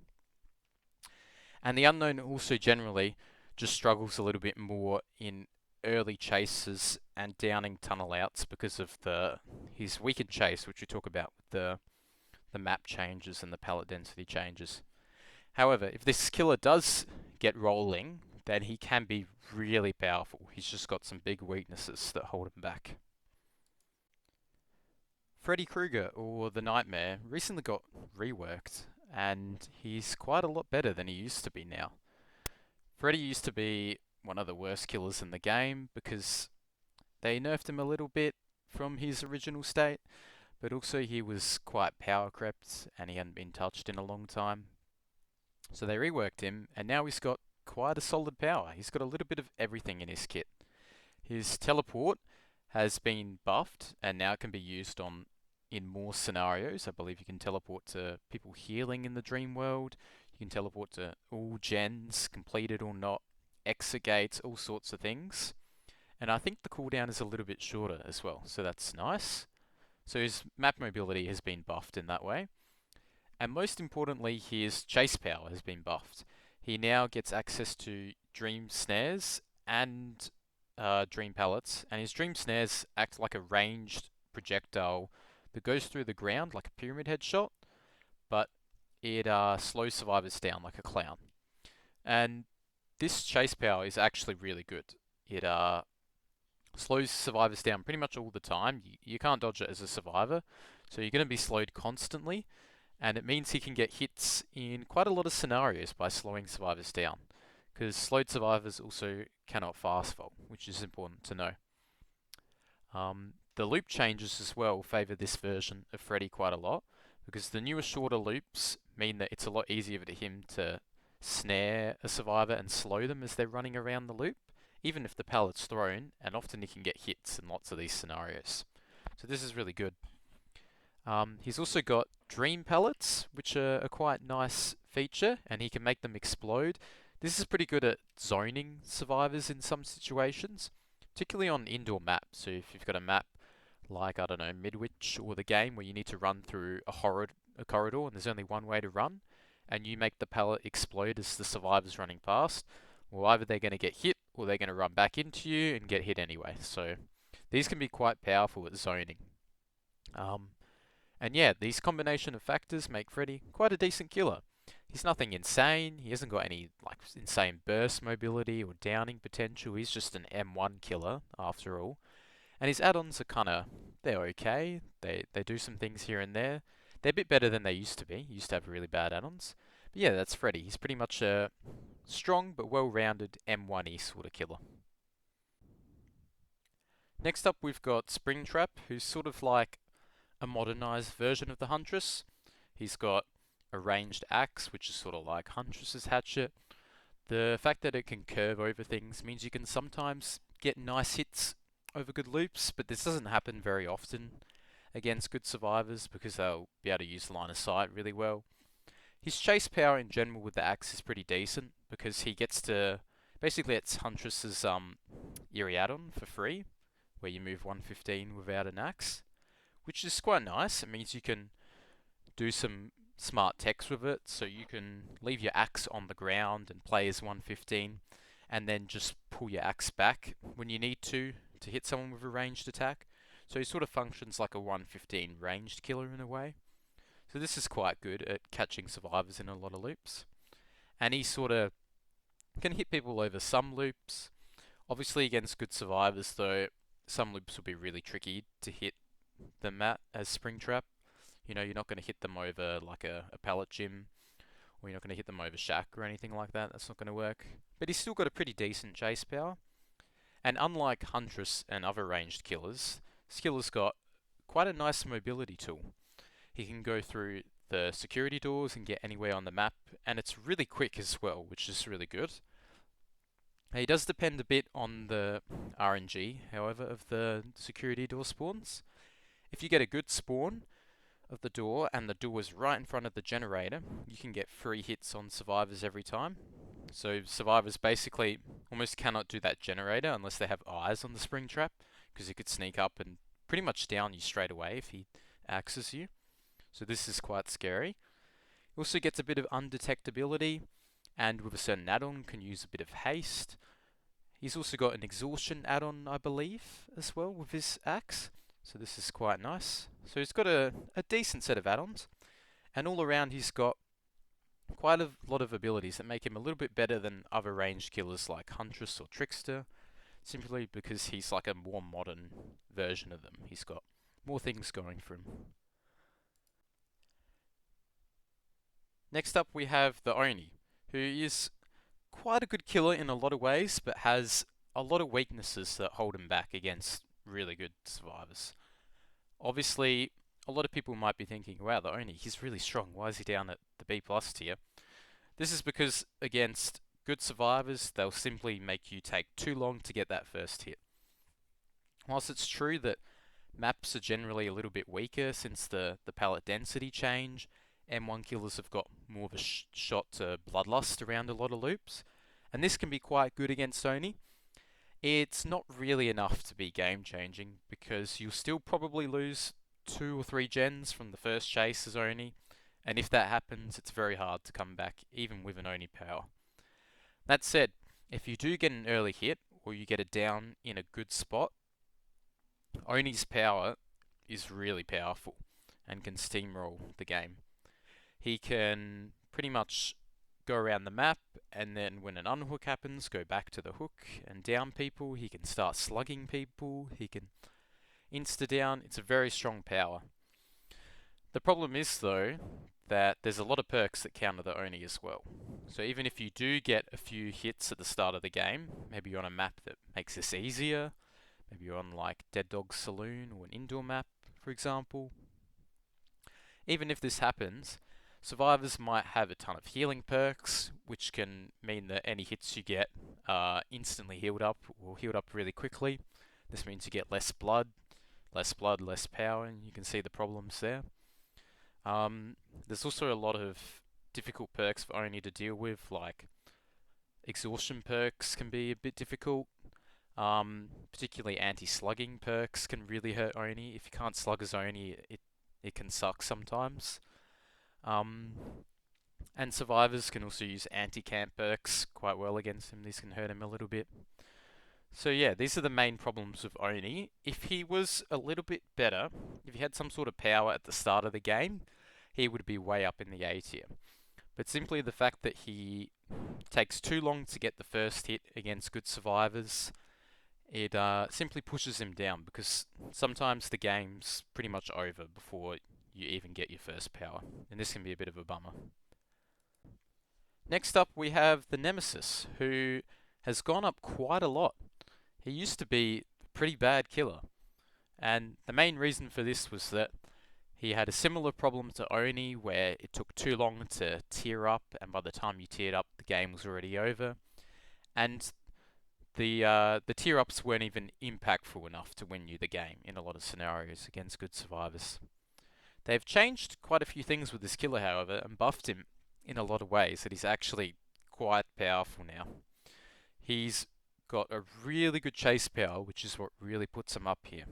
His tentacle attack, once the killer knows how to use it properly and they're able to utilize whip drag, it's pretty much nearly undodgeable unless survivors can crouch it. And whilst crouching can be quite effective, and this can be quite annoying to deal with, it can also lose you a lot of distance if done wrong as well, if you get hit when you crouch. So he's got a really strong chase power, and more importantly, he gets into tier 2 a lot quicker. So he used to have to either run Marvin's Blood, a certain add-on, or he needed to go and infect 2 survivors at the start of the game to get into tier 2. Now you can get into tier 2 from 2 tentacle hits with Marvin's Blood, or just simply downing 1 survivor without it. So this is really good. It means he gets into tier 2, which is important, because this is when he can start shredding pallets, and this is when he can really delete all the resources on the map really quickly and start to take over. He also has extended range now in tier 3, and this is actually quite impactful because it means in a lot of situations you wouldn't get hits before. Now you can get really long hits, especially if you use the whip drag as well, so it can be quite disgusting in chase. The main way that good survivors will deal with this is just by holding W and delaying the tier 2, but you can only delay it for so long because the ranged attack is quite difficult to deal once you get in range. However, survivors will drop a lot of pallets at the start of the game to make him take a lot longer to get that tier 2 and tier 3. He's also got his zombies as well, which act as a little bit of a slowdown, and they have buffed the AI quite a bit, I've noticed. So the zombies used to be kind of really useless, but I think now the zombies often end up distracting survivors quite a lot. And if a zombie keeps pressuring a survivor at a gen, well, that survivor has to get off the gen. They either need to flashlight it all the time, or they need to take it away, which wastes a lot of time, or they need to stun it. And zombies can also give a bit of info to the Nemesis, so this is quite useful. Obviously, his main weakness still exists, though, that he's just an M1 killer. He doesn't have any way to get around the map. However, if this killer can start machine gunning survivors, downing them really quick, maybe getting a few trades at hook or something like that, he can really start taking over because he can catch survivors really quickly if they're not prepared. Now we get to the Demogorgon, who a lot of people think is not a very good killer. A lot of people would put this killer like down the C tier, not very good. But I'm telling you, he's quite a bit stronger than a lot of people might think. One of the things he's really good at is chase. He's got a very solid chase power. The thing about his shred is that it can deal with a lot of loops really effectively, and whilst good survivors can sometimes crouch a demo shred, a good demo can get hits regardless around a lot of loops, and they can also shred through a lot of pallets and resources really quickly. So this is quite good. He's got quite a good early game because he can start getting into chases and then start shredding things straight away. Unlike a Nemesis, he doesn't need to tier up or anything, so this is quite good. He's also got a little bit of map mobility with his portals. It's not great, but on some bigger maps or some 3-gen maps you can use this to your advantage. So this can be somewhat okay using the portals. He's got some decent add-ons as well. His eerie add-on where he can see auras when he's coming out of the portals is really nice. And then obviously he's got add-ons like Barb's Glasses, which decrease your pallet shred cooldown, which are really nice. Makes you bulldoze a lot of pallets really quickly. So yeah, his main weakness obviously is that he hasn't got anything amazing going for him. If you survivors waste a lot of your time, even if you shred lots of pallets, they might do the gens too quick. However, Demo's got a decent chance against good survivors because that shred attack is quite powerful. Even against good survivors, you can get lots of hits around loops. So yeah, pretty well-rounded killer, and definitely quite good in early chases, which is what puts him up a little bit. Alright, now we get to the Clown, which is going to be another killer that people might think, oh wow, I'm surprised this is high, should be a lot lower. The Clown's actually really powerful. He's got a very good 1v1 power, severely underrated 1v1 power. It's really good at getting hits fast, and it's really good at ending chases fast as well. What makes it so good is that he can use his speed bottles plus his slowdown bottles to make most loops in the game extremely Clown favoured. If he strategically throws them around, places a speed bottle where only he can walk through it, and then places a pink bottle where the survivors will go, sometimes he'll get so fast and the survivors will get so slow that it doesn't matter what they do, the Clown will catch up really quick and hit them around a lot of loops. And this is really powerful, especially because the main way that good survivors will win against good killers is that they will try and stall first chases and waste as much time as possible. So him being able to get a quick first chase is really important. He can also run perks like Brutal Strength and just delete pallets with his bottles, which can be quite good. And he can do a little bit of mix matching. You know, he can delete some pallets maybe, and maybe hit around other pallets. He's got a lot of options in chase, which makes him quite versatile. He's also got extremely powerful add-ons. He's got some, I believe he's got the Cheap Gym bottle, I think that's what it's called, which gives him extra 3% haste with his yellow bottles, which puts his yellow bottles at 15% extra movement speed, which means that when the Clown walks through it, he's moving at 130% movement speed, which is insane. If you combine that with a pink bottle slowdown, you're almost moving like 50% faster than a survivor, which is pretty crazy. He's also got Bleach, which increases your pink bottle's slowdown amount. He's got some other really good purple add-ons. I think nearly all his purple add-ons are good. Good green add-ons. He's also got a really nice, is it Eerie add-on or purple add-on that gives him auras when he walks in the yellow bottles. This is really broken as well because if survivors try to stealth for saves, they'll get found. So yeah, he's got a lot of really powerful add-ons. And one of the strengths is that survivors won't know what add-ons the Clown is running. He's got a lot of good ones that he can run, and if he mixes it up a bit, he can really catch survivors off guard because they don't know, or they don't have a way really to work out what add-ons the Clown's got until it's too late. He can also deal with DS and exhaustions pretty well. If someone's got DS, he's trying to tunnel them out, he can throw a purple bottle on the DS and they'll lose a lot of distance. And also yellow bottles deal with a lot of speed boost exhaustions quite well. His main problem is that he's not very mobile. You can use yellow bottles to get a bit of movement speed here and there, but he hasn't got a way of getting across the map really quickly. He's also a little bit map dependent, both mobility wise, like we talked about, and also chase wise. So some indoor maps can be a little bit hard to place your bottles around the loop. You might set up your bottle chain in a map like Larry's or Hawkins, but then the survivor breaks away as you're doing this, so you just end up losing distance and it doesn't really work out. And also, at the end of the day, he's just an M1 killer. So he is susceptible to body blocks and team play like a lot of other M1 killers. That said, he's still really powerful killer. And one more weakness as well I should mention is that a couple of good God pallets as well can really slow him down, because he doesn't have a way to hit around God pallets, and this can significantly delay your chase. If the Clown's using a couple bottles and then survivor runs to a God pallet, a couple more bottles, survivor runs to another, he might run out of bottles in chase as well. This can be an issue, you don't want to run out of bottles. So yeah, other than these few minor weaknesses, the Clown is still really good at chasing, and this is what puts him a lot higher than other B tier killers or even some C tier ones. Huntress. Alright, this killer is the definition of a killer that's been power crept out of the game. She used to be like one of the top 3, top 5 killers, right next to Billy and Nurse. And she hasn't even been nerfed. In fact, she's been buffed. She's been given 7 Hatchet's base kit. I guess her Eerie Head add-on has been nerfed quite a bit. It's not as strong as it used to be. But overall, she's just been given small buffs here and there that you would have think would have helped Huntress. Some reload speed buffs as well, now that I mention it. The problem with Huntress is that she's been out for so long that good survivors really know how to abuse her weaknesses. And what are her weaknesses? Well, there's some loops that she just can't do anything about.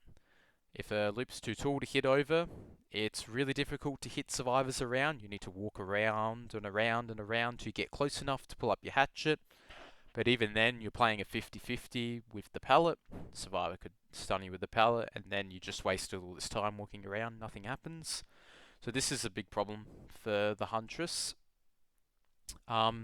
She also really struggles on a lot of maps. She's really map dependent. If you play on an indoor map, this killer is really bad. She may as well be down the bottom of D tier. And also if you play on a really big map, this can be a little bit tricky for Huntress to deal with because she is really slow and doesn't have a way of getting from one side to the other.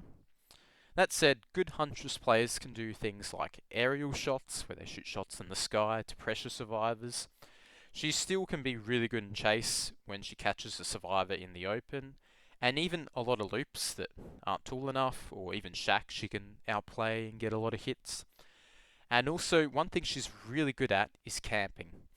This killer, you cannot save against. Survivors just can't save because with the right add-ons, she'll just machine gun you, and it's really difficult to do anything about that. And also, she punishes survivor mistakes incredibly. And whilst good survivors aren't going to be making as many mistakes, they can still happen. And if they do happen, that can definitely put Huntress in a position to win the game. She does still have some decent add-ons as well. However, she's quite add-on reliant. You really need to run Babushka and Oakhaft on her. If you don't run these add-ons, her wind-up speed is almost too slow to hit survivors around a lot of things. Good survivors will really abuse this. So you pretty much need to run those add-ons. And you also locked into a lot of perks, like you need to run Corrupt on Huntress. And you need to have quite a bit of slowdown because you're going to be taking a bit of time to get around the map as well. That said, she has got good synergy with aura add-ons as well, being able to snipe people cross map. So yeah, she's nothing like she used to be because good players have figured out how to play against her. But she can still do okay sometimes, and she can play around some of her strengths, especially if she gets a good defensive position where she can camp. Next up is the Knight, and to be honest, I'm not an expert on this killer. I don't know exactly where he would go, how strong he is. I've sort of just got a rough idea of how he is, but some Knight mains might say otherwise. I think he's arguably stronger than he used to be since his rework, even though they tried to nerf his zoning and the fact that he would just put down guards and guarantee hits on survivors. You can still do this. You can still use your guards to zone people. You just have to be a little bit more careful about it as the Knight.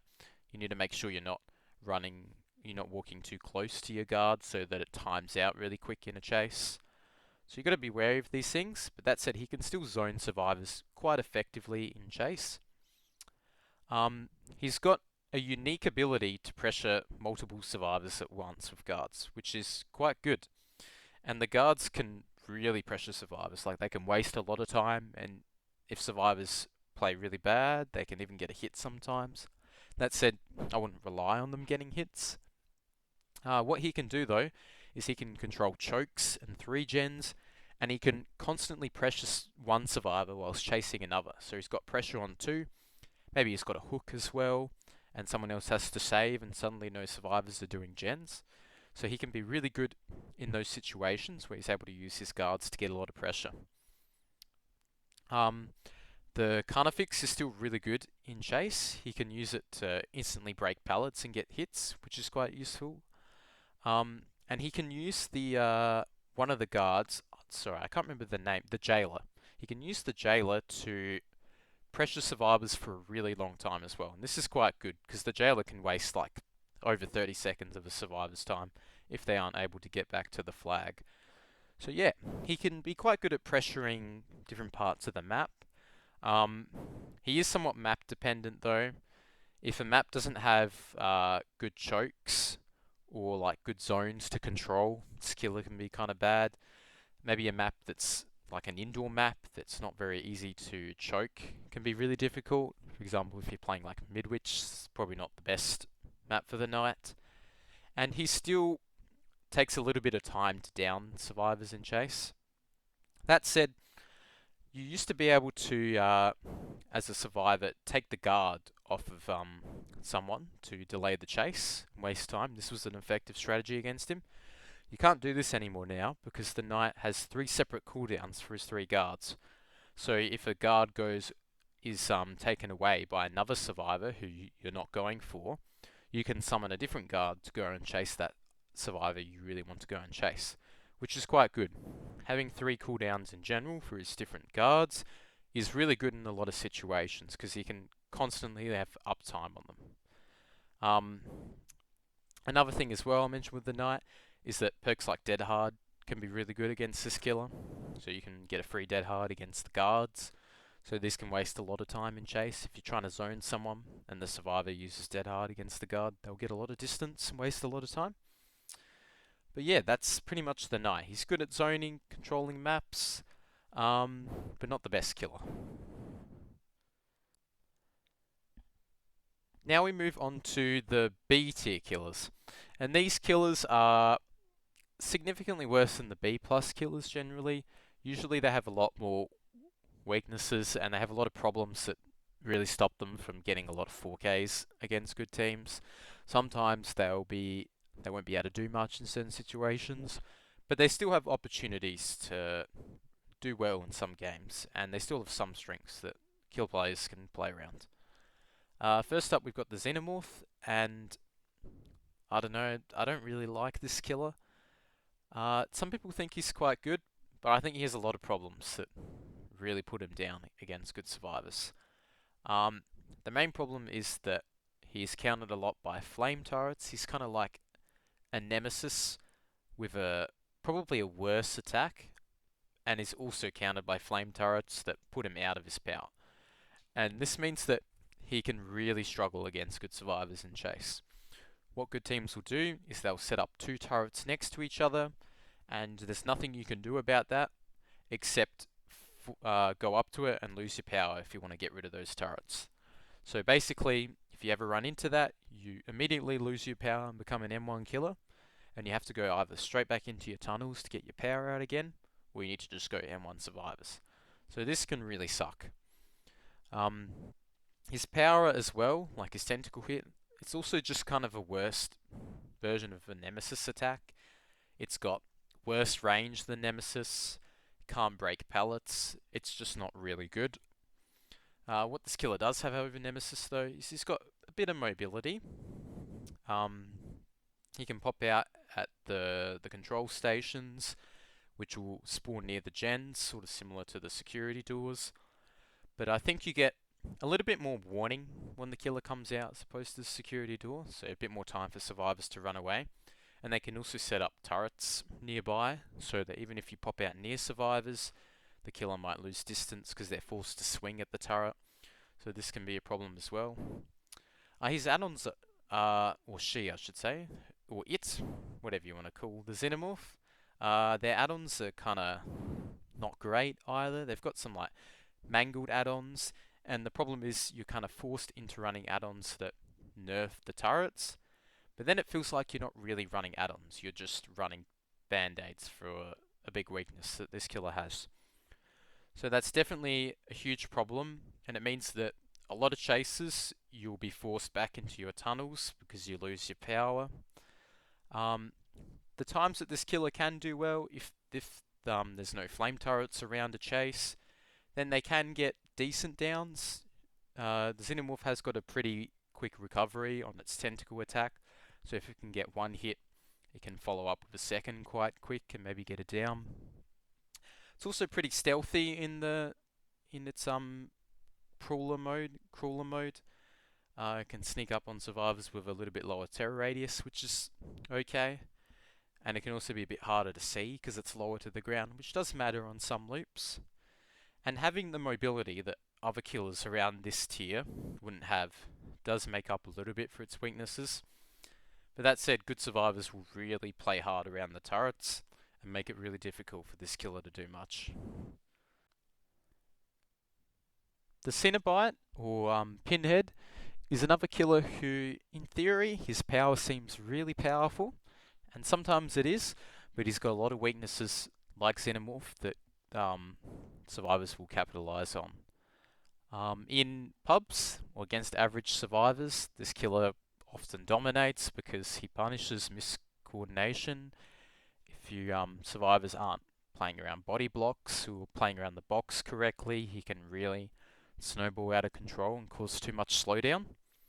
But in high levels of play, this killer is a bit easier to play around.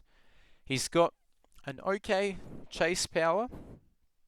He can summon a chain, which will slow down survivors briefly if they're hit, which can be quite useful at getting some hits around loops, considering that he's just a normal M1 killer. So this can be quite good. The problem with this is that there's quite a bit of RNG to the chain spawns.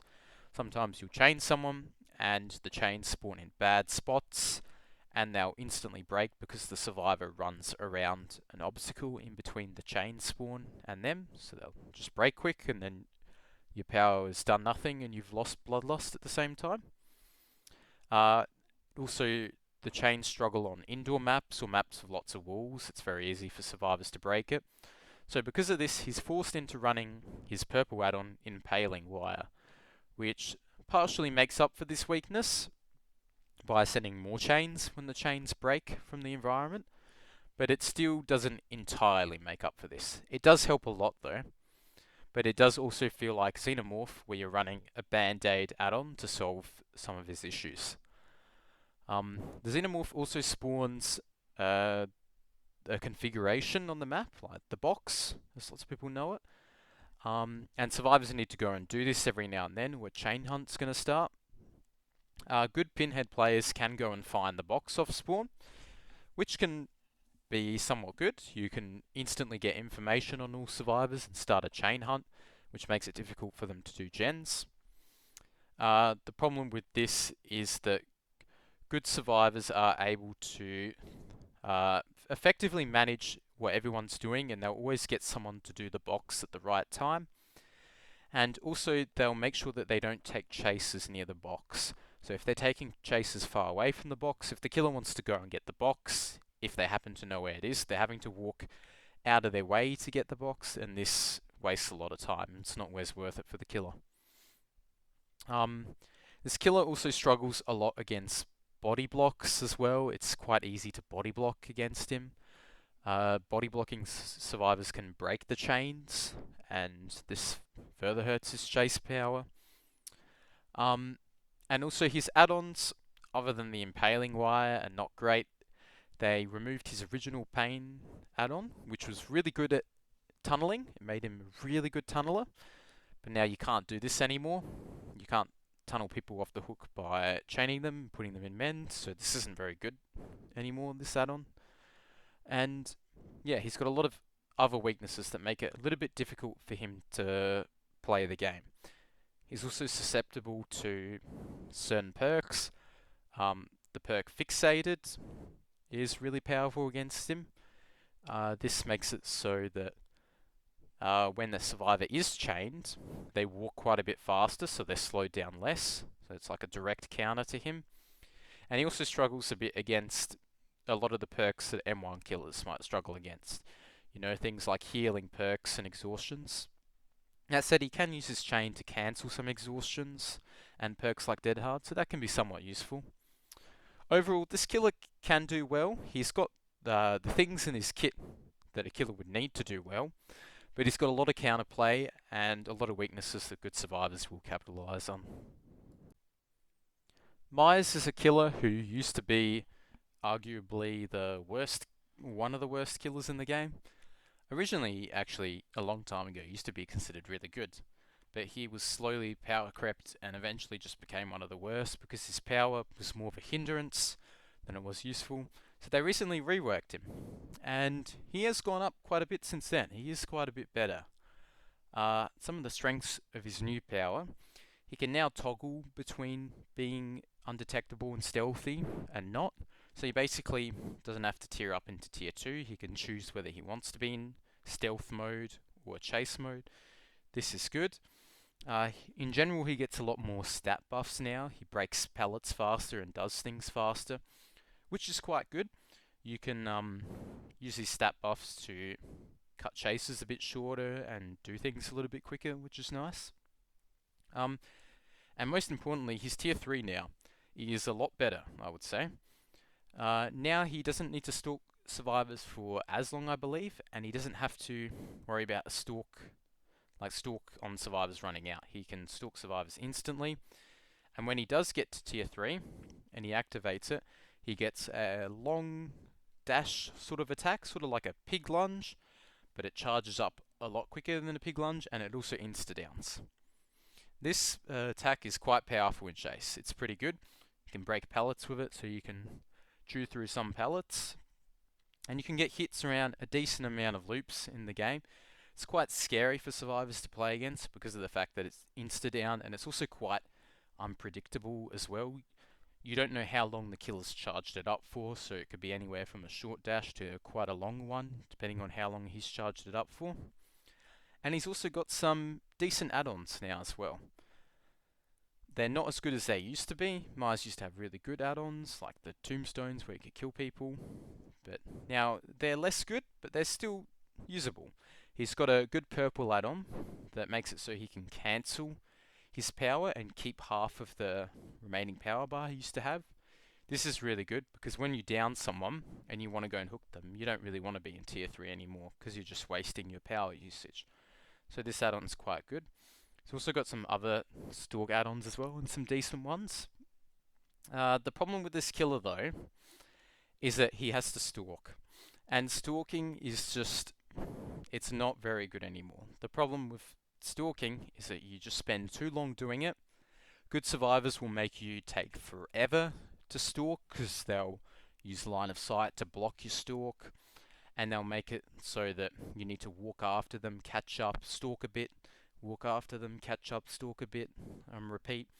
And by the time you've got tier 3, your chase has gone on pretty much longer than it would as any other killer. And that's a problem because it means that you're spending too long doing the stalking and not enough time winning the game. So that's really the main problem of Myers. He also hasn't got any mobility. But that said, if you do get a bit of stalk off, if you catch a survivor off guard and manage to get that stalk and you can insta-down someone, you can have quite a fast chase if you get that power, so it can be quite good in some situations. Overall, a lot better than he used to be, and definitely a pretty fun killer as well to play now.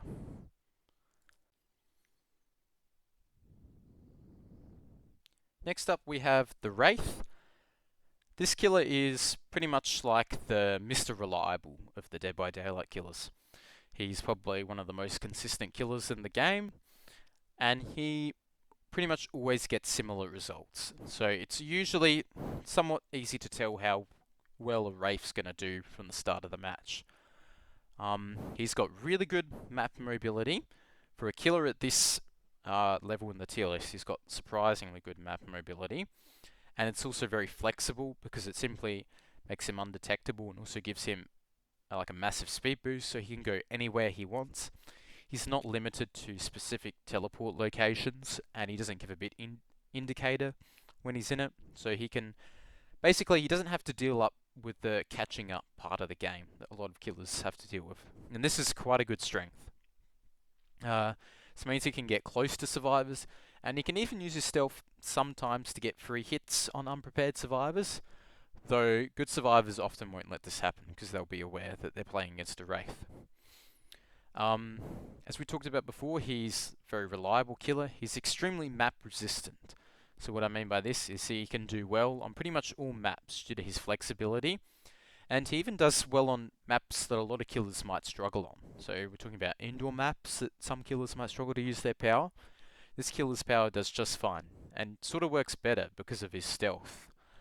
In terms of chase, this is where the problems with the Wraith sort of start. You really need to run Bamboozle on him, or you're gonna really struggle on this killer. What he wants to do is he wants to try and body block you using his cloak form and force pellets out of you. And he's got quite a few add-ons to help him do this. He's got speed boost add-ons, he's got break speed add-ons. However, he does pretty much need to run uncloak add-ons all the time, otherwise your uncloaking speed is a little bit too slow to get hits on good survivors. So he is locked into that add-on in that aspect.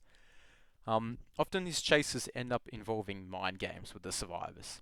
So this is mind games with body blocking windows and pallets, and also using your speed boost to get hits in certain situations, whether it's around a loop or when the survivor's running towards a loop. However, unlike other killers, like say, I don't know, Pyramid Head, who've got these chase mind games, and the mind games favour the killer, the mind games for the Wraith's chase often favour the survivor.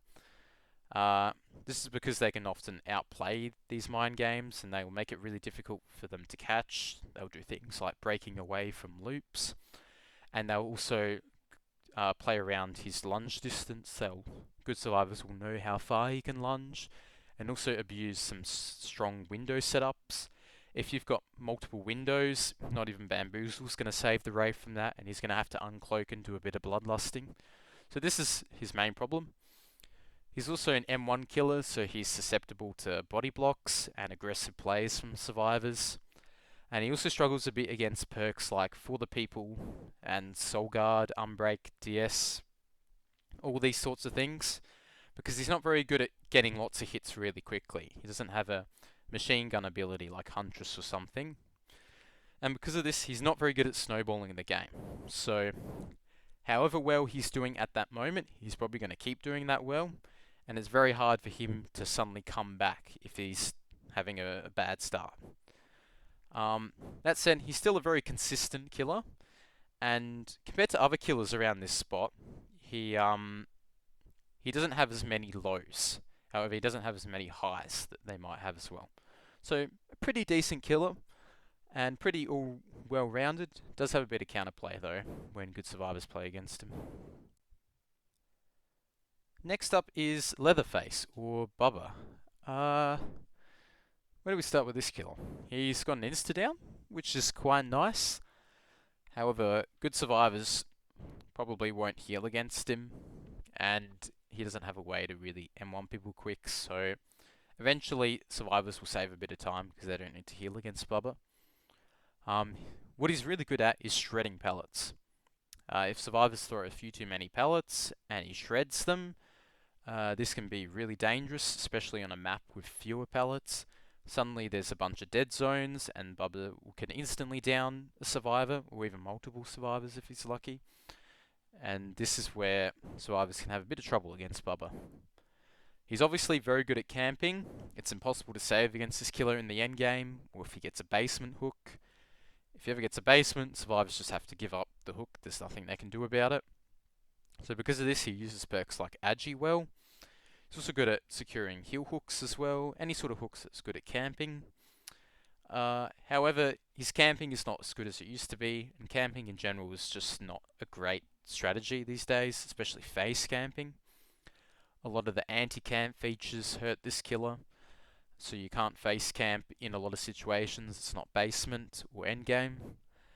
There's a lot of perks as well that counter anti-camping from survivors, as we talked about. Reassurance, these ones can all make it difficult for Bubba to camp.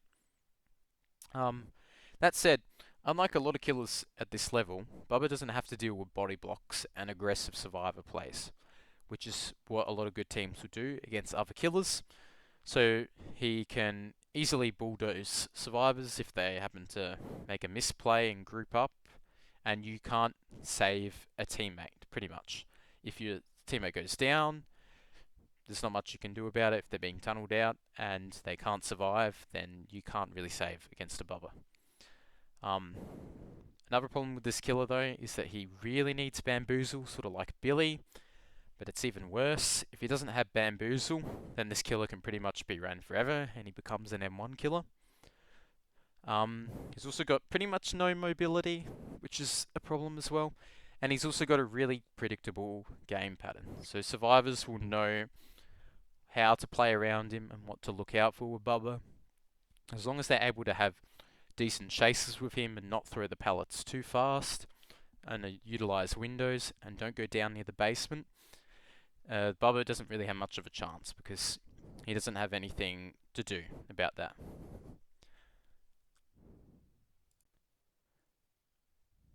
Next up is the Trickster, and this is the latest killer to get reworked. So they recently reworked him, and they pretty much turned him into how he used to be, but a little bit flashier, and a little bit more colours, and a little bit better. A few stat buffs here and there. Does this rework really change the problems of Trickster though? Not really. The main problem with this killer is that he takes too long to down survivors and he loses the game by the time he's down survivors. Even though he's got a ranged power, he has to hit 6 knives on survivors, which isn't too tricky to do at some loops, but the problem is good survivors know how to abuse Trickster's low movement speed and his throwing limitations, so they'll just run around obstacles and make him take a long time to get that down. And whilst Trickster will eventually down you, it's whether he can down you fast enough which matters, and he can't down survivors fast enough. When they reworked him, they gave him a new ability where when he does certain actions, you know, if he kicks enough generators or hits enough survivors, he ranks up and he goes from like ranks, I think like F or D or something, all the way up to S. And as he ranks up, I think he throws a bit faster and he also reloads faster. And eventually when he gets to S, he gets his main event ability. This main event ability is still just as dangerous as it used to be. In fact, it's even more dangerous. And because of the way the Trickster works with this main event ability, if survivors are grouped up and make a mistake, they'll get shredded instantly. Very similar to Bubba, this killer is in a lot of ways, because he's really good at camping as well. You can't save against this killer. He'll just knife you all and shred you really quickly. So because of that, survivors also can't really play aggressive against this killer, and he can deal with body blocks quite well. So a lot of similar strengths to Bubba. Unlike Bubba though, he doesn't have a way to shred through pallets, and although he doesn't need to break every pallet in the game, there's some you do. And because you're now 110, if survivors throw pallets that you need to break and then you need to catch up with them, this takes a lot longer. So this is a big problem. He also has a bit of a knife issue now, in that sometimes he runs out of knives quite frequently. So you'll often find when you're playing Trickster that you need to reload quite a lot. And this is a bit of a problem, because if you're running out of knives after every chase and you're needing to reload all the time, then you're just going to waste too much time going to the lockers and reloading. Worst of all though, if you run out of knives mid-chase, then you pretty much have to forfeit the chase immediately. So yeah, the Trickster is pretty much the same as he used to be, just slightly better in some stats and a little bit flashier now. Now we get to the Pig, who, contrary to popular opinion and jokes, it's actually received quite a few changes that have made her quite a lot better over the few years. First of all, her ambush attack has been buffed so many times to the point where it's actually now useful in chase. This ability used to be really terrible in chase, didn't do anything, it was pretty much just worthless. But now you can use it in a lot of situations around loops to get hits, and with certain add-ons you can even use it to give your ambush attack a similar feel to a Chucky attack or a Mize attack, and use it from a little bit of distance, like a burst mobility tool. So this is quite good. She's now somewhat more passable in chase, which is good. Her head traps also provide guaranteed slowdown now, which is really good. This was a change they did a while ago. They removed the RNG from the boxes. As long as you down survivors and can get the hats on them, you will get a guaranteed amount of slowdown. Given the RNG on the the trap spawns, so the boxes around the map, and also the map and the number of searches that each survivor needs to find the key. Traps can actually pose a significant threat to kill survivors in a lot of situations, which is really nice. There are some games where survivors, if they get trapped and they get really unlucky spawns on the places around the map, the boxes, and they're on a really big map, and maybe they're the survivor who needs 4 searches to get rid of their hat, then they might just die to the box, to the head trap, and there's nothing they can do. So this is quite good. Sometimes it doesn't matter how good the survivor is, you'll just get a random kill with the head trap. The problem with this killer though is that if the downs take too long, which they definitely will against good players, the traps lose a lot of strength. And if you can't down enough survivors before the 5th gen pops, then your trap's pretty much worthless. So what was the point in having the traps anyway? And even though the pig has a bit more chase power now, she's still pretty bad in chase compared to other killers. And there's a lot of chaining of loops now with the map reworks and the palette density reworks. So now survivors can chain a lot of loops together. She's also got no mobility. And despite buffs to her crouch, her stealth is still pretty much useless against coordinated survivors, except for some indoor maps.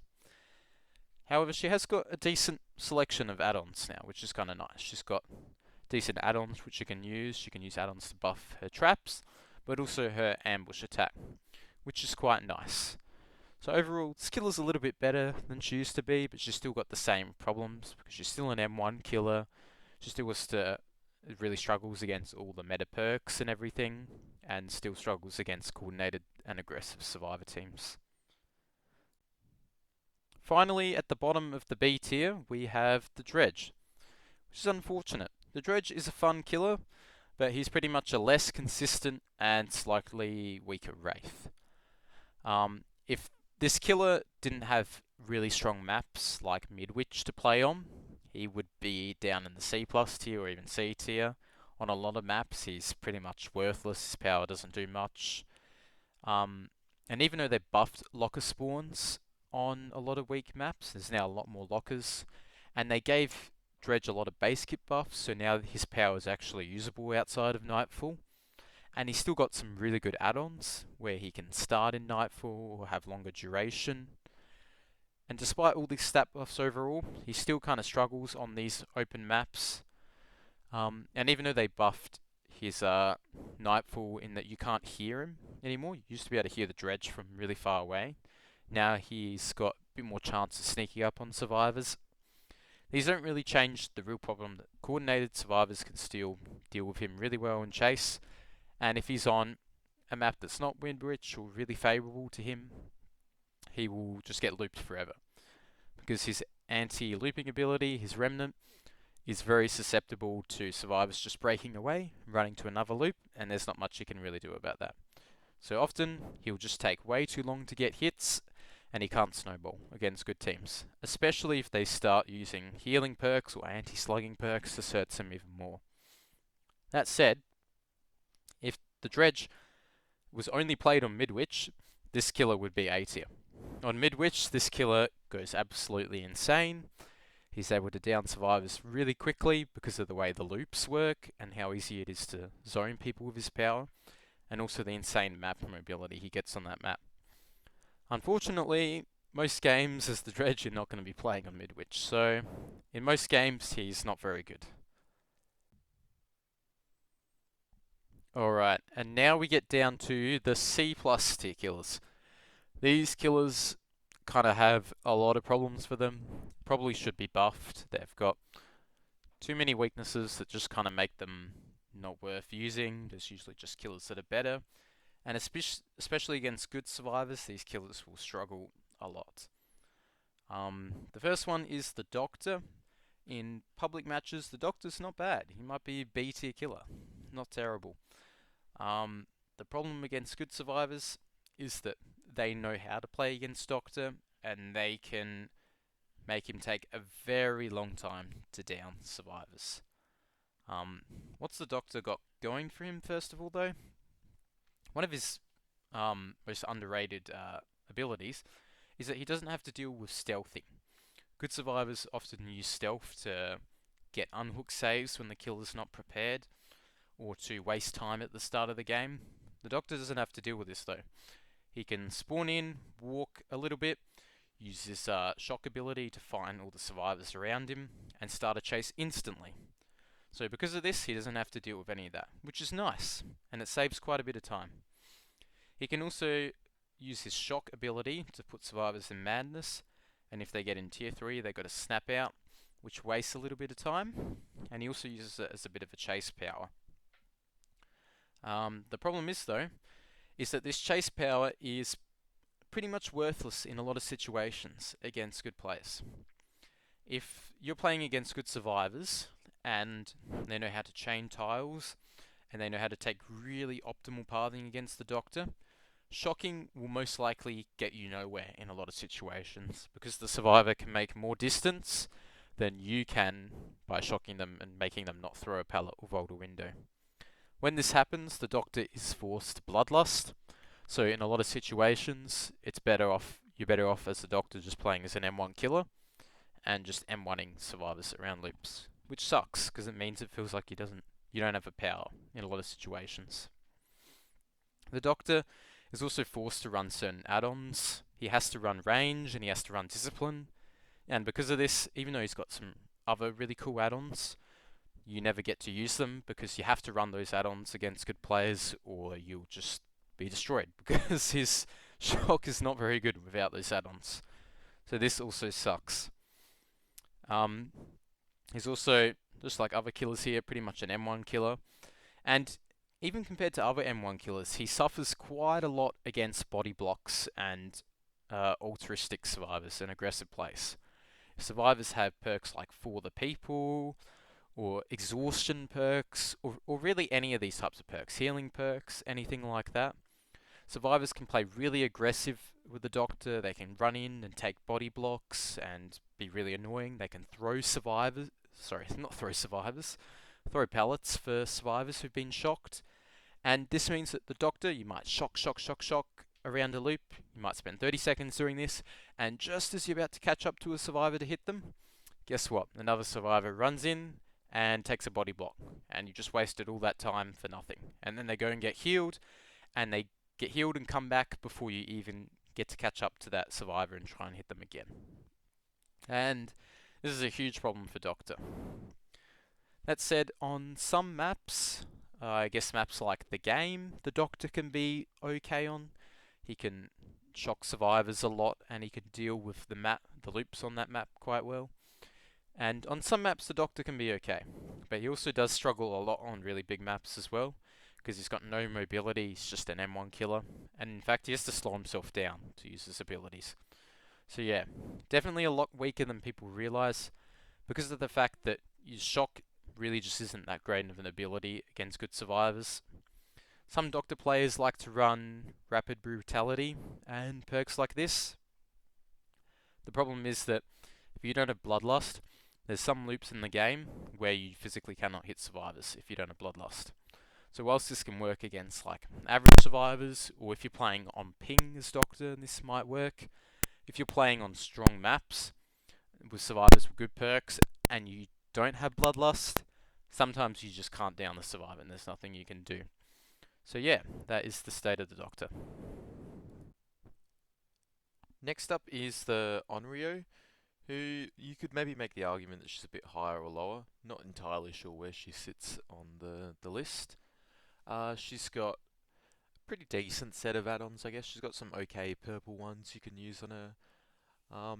What this killer can do is that when she's in a demanifested state, she can't be stunned, so she's pretty good at dealing with some pellets because she basically has a built-in enduring.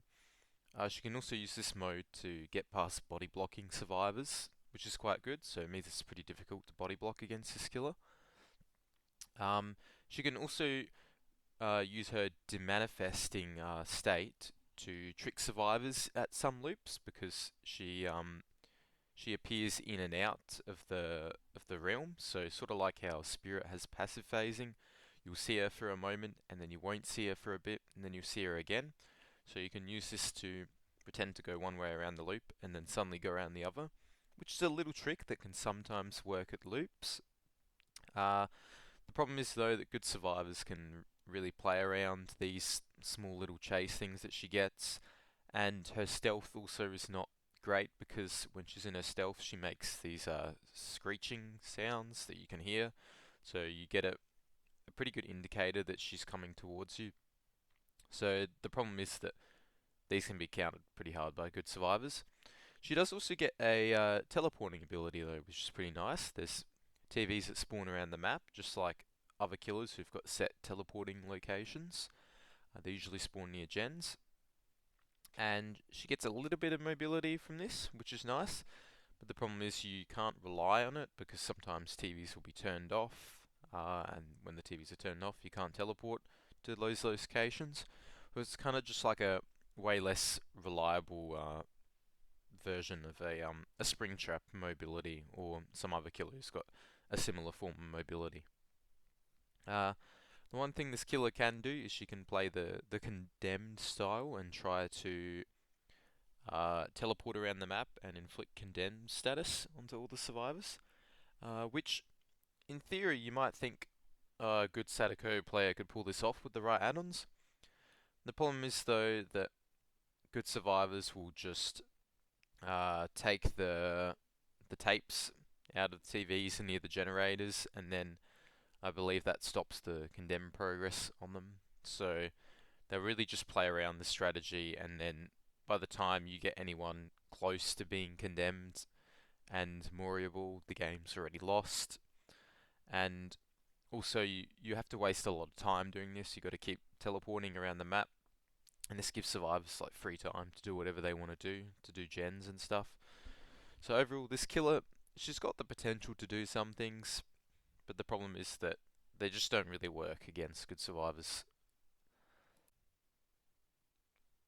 The Hag is a type of killer who can do really well in public matches and against survivors who are not prepared for her.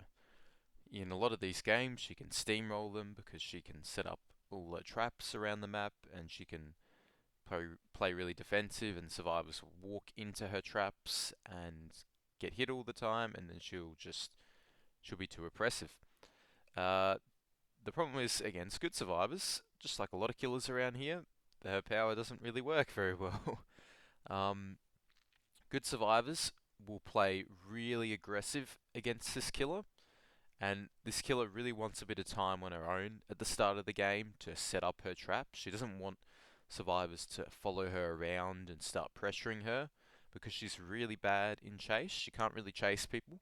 She needs to set up a web of traps in an area and hope someone goes down in that area of traps, and then play around this part of the map, hoping there's some generators to defend around there as well. The problem is good survivors will run straight to the killer at the start of the match, and they will constantly pressure her. And this means that any traps she put down, survivors are immediately going to destroy them, either by setting them off or wiping them away. And it means that the survivor never really gets, sorry, not the survivor, the killer never really gets time to set up the web that she really wants to do.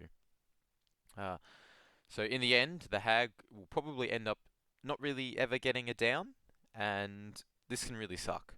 Sometimes you can force a down by just trapping every loop you run to, but even this is tricky because you're so slow and survivors will just break away if you try to start trapping loops in the middle of a chase.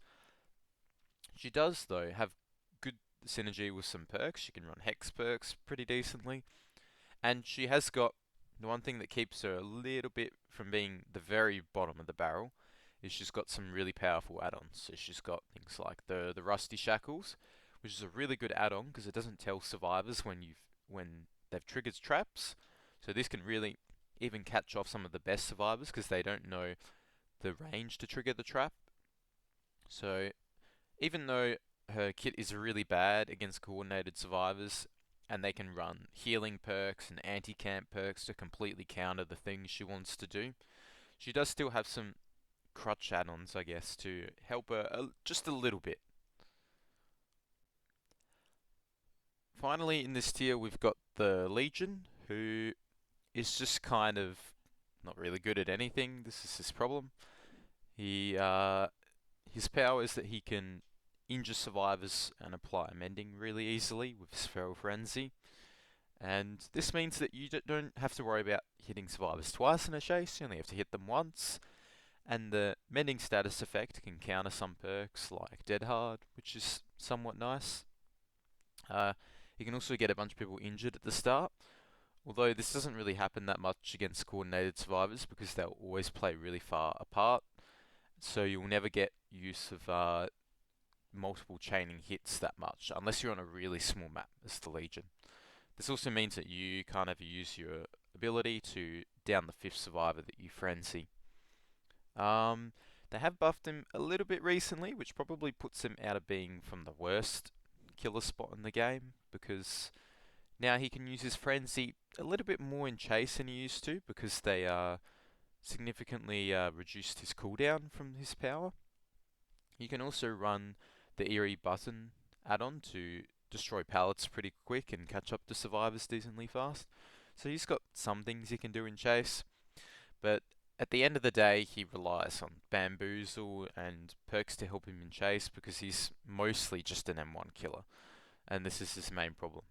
So even though healthy survivors can't really body block against this killer because he can frenzy them, survivors can still loop him for a very long time, and he'll lose the game because of this.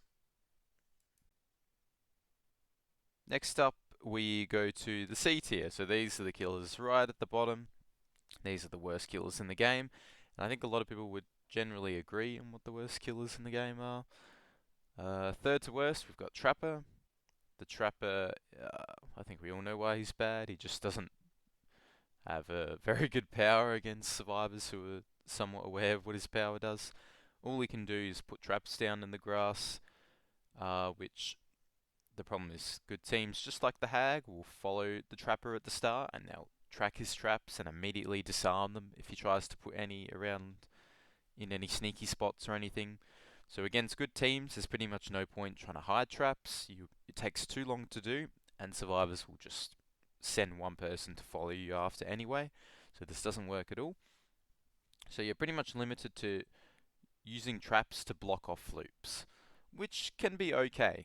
The good thing about the Trapper is that he's got really good add-ons for his position in the tier list, and this definitely is what puts him above the next two killers.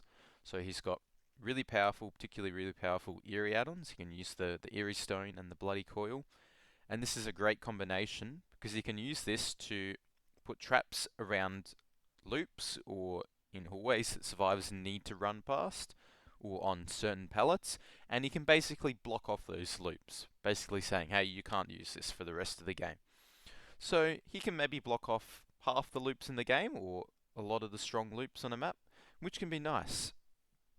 And then survivors can't really disarm them because A, the traps will be reset automatically, and B, they'll get injured if they try and disarm the traps. So this is okay, he can block those loops off. Problem is, this takes too long, and there's still the other half of the loops left in the map, especially since the pallet density rework. There's more pallets in the game now, so even though the loops aren't as strong, you can't trap off all the loops anymore. So there's going to be lots of loops left that survivors can still use on you, and you're straight M1 killer, so you can't do anything about this. And also, the Trapper is good at defending the basement. This is where he can do really well. He can run perks like Agi to get people in the basement and then trap around the basement, and it's very hard for survivors to save. But good survivors just generally will try and avoid going in the basement, so this doesn't happen very often anyway. You need very specific circumstances for this to work. Otherwise though, the Trapper just kind of sucks because his power, unfortunately, won't ever really do anything against good survivors. And it doesn't matter how much they really buff the numbers, it's the fundamental design of the power that won't work against good players. Next up is Ghostface, and I think this killer is just a killer that's really been power crept out of the game. Uh, he used to be okay, mainly because other killers weren't as good. But this killer just kind of gets worse and worse as people get better at the game, and other killers also get better whilst he doesn't get buffed. The problem is he's got no chase power at all. He's got nothing to help him in chase other than one add-on that gives him a 10% speed boost for 5 seconds after fully marking someone. This can help you get a hit if you manage to sneak up on a survivor, but the problem is stealth is not super effective against coordinated survivors. On some indoor maps, he can be quite good. If he's on a map like Larry's, for example, he definitely goes up a few tiers. But on average, he's just really terrible because he will just get spotted and detected instantly on more open maps or your average map. And the real problem is that stalking is just a bad mechanic. Like we talked about with Myers, it just takes too long. You don't want to have to do stalking just to get someone insta down. It's not really worth it anyway. The one good thing this killer can do is 99 survivors and make body blocking tricky and stuff, which can be okay. But at the end of the day, this killer's got nothing to help him in chase, nothing to help him mobility wise, and his stealth only really works on indoor maps. Lucky last, we have the Skull Merchant, who, not surprisingly, is the worst killer in the game. This killer is just terrible now, but I think a lot of people want her to be terrible because when she was better, she was really unfun to play against. Problem with her is that she just doesn't really have a power. Her drones don't really do much at all. They aim for survivors to go and stop them, which takes a few seconds to take them down, but other than that, that's all they really do. She doesn't really have a real chase power. Yes, she can put up drones in a loop, but survivors have lots of ways to deal with this. They can just simply break away to another loop, or they can just crouch the scan lines or vault during the scan lines. So for example, you can't put a drone around a drop pallet because if a survivor's standing still or vaulting a window, the scan lines don't trigger on the survivor, so this doesn't do anything anyway. You need the survivor to be running for them to trigger. So even though in very limited situations you can put a couple drones around a loop while chasing survivor and then get them injured with the drones, by the time you've done this, you could have just M1 them anyway. So your power's pretty much worthless. She's got a little bit of stealth, but her stealth is even worse than it used to be, because it only works when you recall a drone, which is just, it sucks, and obviously stealth doesn't really work against good players either. So this killer's really just got nothing. She's got no power. She's pretty much just an M1 killer who puts some funny drones around the map that waste a tiny bit of survivor's time, but that's pretty much it. Alright, that summarizes the tier list. It's been a bit of a long one. But yeah, that's pretty much the tier list for this patch. I know they're changing a bunch of killers in the future, so maybe some killers will definitely change if they go through with some of those changes. Um, Otherwise, you'll see me if I ever decide to do one of these videos again. Thank you for watching.